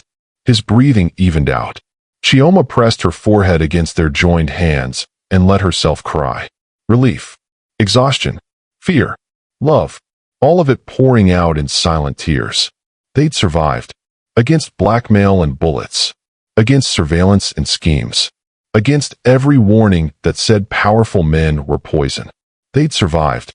Outside, Seoul's sun was rising. The beginning of a new day. And for the first time in 3 years, Seo Minjun would wake to sunlight and sensation and the woman who'd saved him still holding his hand. 6 weeks later, Chioma adjusted the stethoscope around her neck and reviewed her morning schedule. 3 consultations. 2 follow-ups. One very stubborn patient who refused to attend physical therapy. She smiled despite herself. Minjun's recovery had been textbook. Physically, emotionally, he was proving to be her most difficult case. You need to do the exercises, she told him yesterday. I am doing them. Kongmin says you're skipping sessions. Kongmin talks too much. Minjun. He'd pulled her into his lap, carefully, favoring his left shoulder. I have a better idea for physical therapy. That's not. He'd kissed her. Slow. Deep. Devastating. She'd forgotten what she was arguing about. Now, sitting in her new office at Myeongdong Private, the one she'd been offered after Dr. Lee's very public arrest, she felt something she hadn't felt in years. Peace. Her phone buzzed. Minjun, lunch? I'm cooking. Chioma, you're supposed to be resting. Minjun, I'm healed. Chioma, you were shot 6 weeks ago. Minjun, and I have an excellent doctor. Lunch. Chioma, 1 p.m.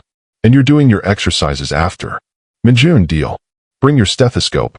Chioma, that's not how physical therapy works. Minjun, agree to disagree. She was still smiling when her office door opened. Yoonji stood in the doorway, designer handbag, perfect makeup, assessing eyes. Dr. Adeyemi, do you have a moment? Chioma gestured to the chair. Of course. Yoonji sat with the grace of someone who'd never been uncomfortable anywhere. I wanted to thank you. For what? For saving my cousin. Twice. Yoonji's expression softened. Once from the poison that was killing him slowly. Once from the loneliness that was killing him faster. I didn't. You did. I've known Minjun my whole life. Watched him become the silhouette after Yuna died. Watched him turn into a ghost who operated a body but never lived in it. She leaned forward. You brought him back. Made him human again. Made him want to live instead of just surviving. Chioma's throat was tight. He did the same for me. I know. That's why I'm here. Yoonji pulled an envelope from her bag. Jaeho's trial is next month. The prosecutor wants your testimony. You don't have to give it. They have enough evidence without you. But if you're willing. Chioma took the envelope. I'll testify. It won't be pleasant. His lawyers will try to discredit you. Imply the affair compromised your judgment. Make you look. I don't care. Her voice was firm. He tried to destroy Minjun. Tried to destroy me.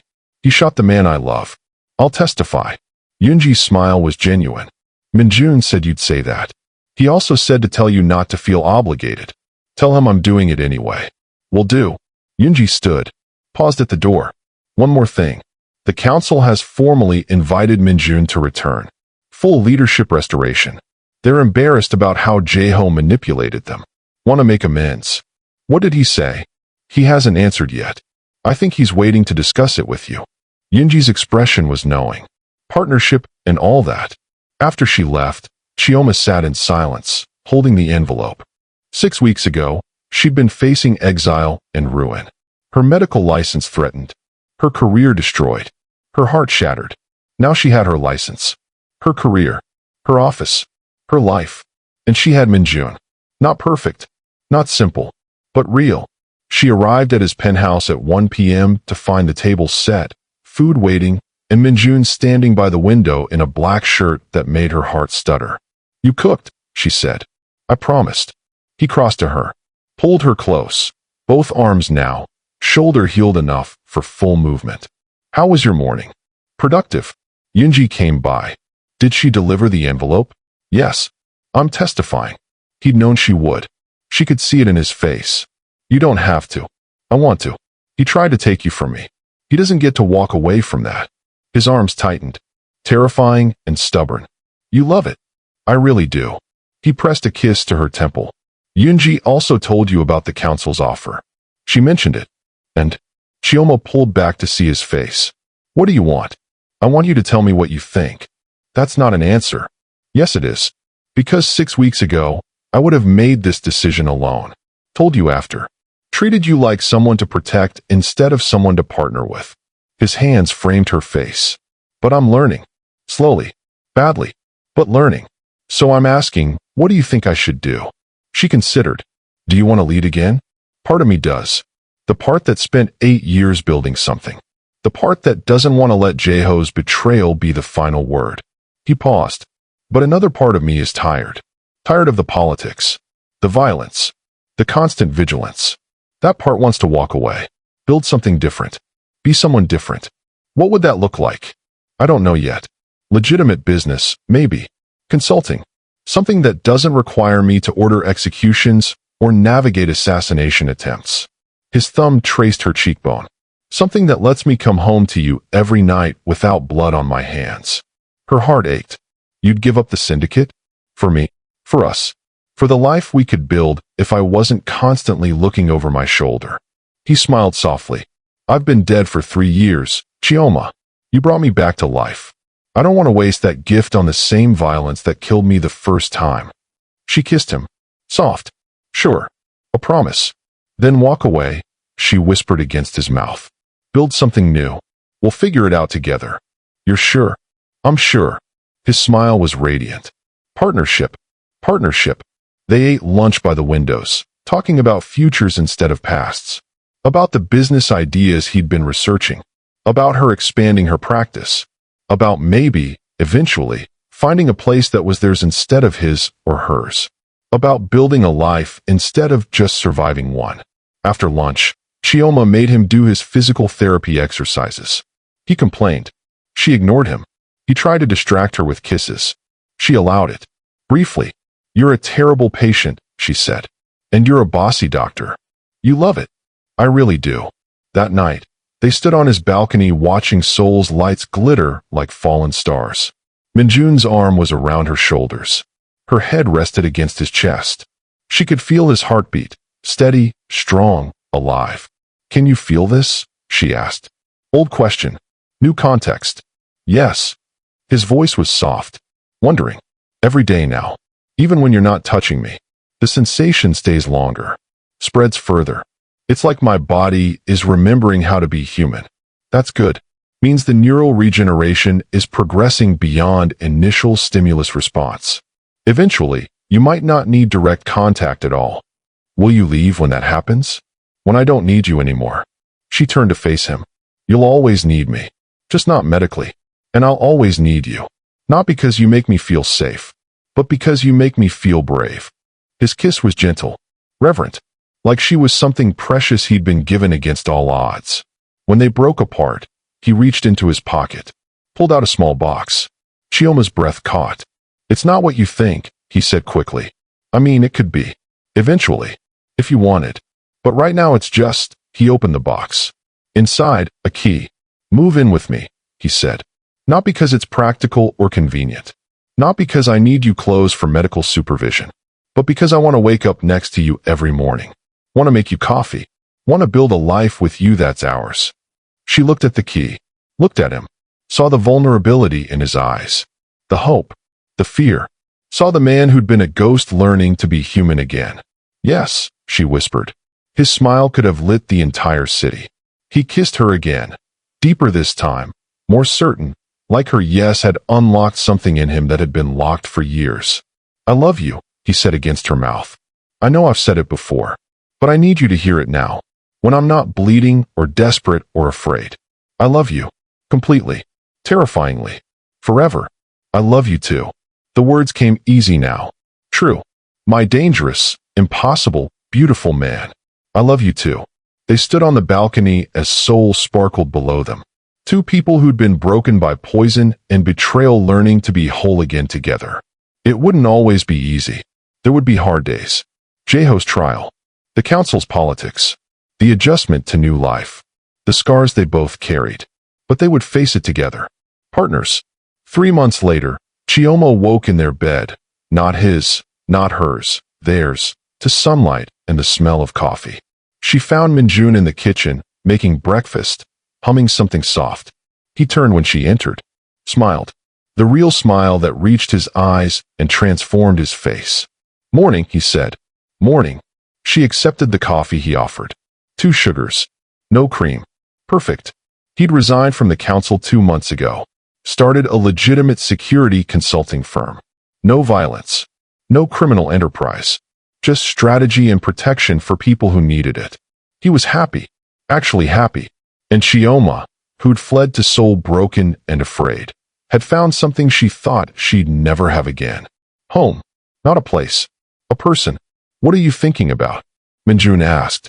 She set down her coffee, crossed to him, placed her palm against his chest, feeling his heartbeat, watching sensation flood his expression even after all this time. I'm thinking that 3 years ago, someone poisoned you to feel nothing. And now you feel everything. And I get to be part of that. Part of you coming back to life. You're not part of it, Chioma. You're the reason for it. He covered her hand with his. You touched my wrist and made me remember what it felt like to be human. And I'm going to spend the rest of my life being grateful. Just grateful. Grateful. Terrified. Completely in love. He kissed her. All of it. Forever. Forever, she agreed. I can work with that. They stood in their kitchen as morning light painted everything gold. Two people who'd been destroyed by powerful forces learning to be powerful together. He'd been poisoned to feel nothing. She'd touched him, and he felt everything. And they'd both been saved. If you're still here, heart full, eyes wet, believing in dangerous love and second chances, thank you. Thank you for trusting me with 2 hours of your life. For believing that broken people can heal each other. That love isn't weakness when it makes you brave. Here's my question for you. Have you ever walked away from someone because you were too afraid to stay? Or stayed when everyone told you to run? Tell me in the comments. I read every single one. Remember my mom? The one who said I'd never hit 1K telling stories this raw? If this touched something in you that felt untouchable, subscribe. Not just for me. For the person scrolling tonight, heartbroken, needing proof they'll survive. One more thing. Where are you watching from? Drop your city below. I love seeing how far these stories travel. Until the next one, take care of your heart.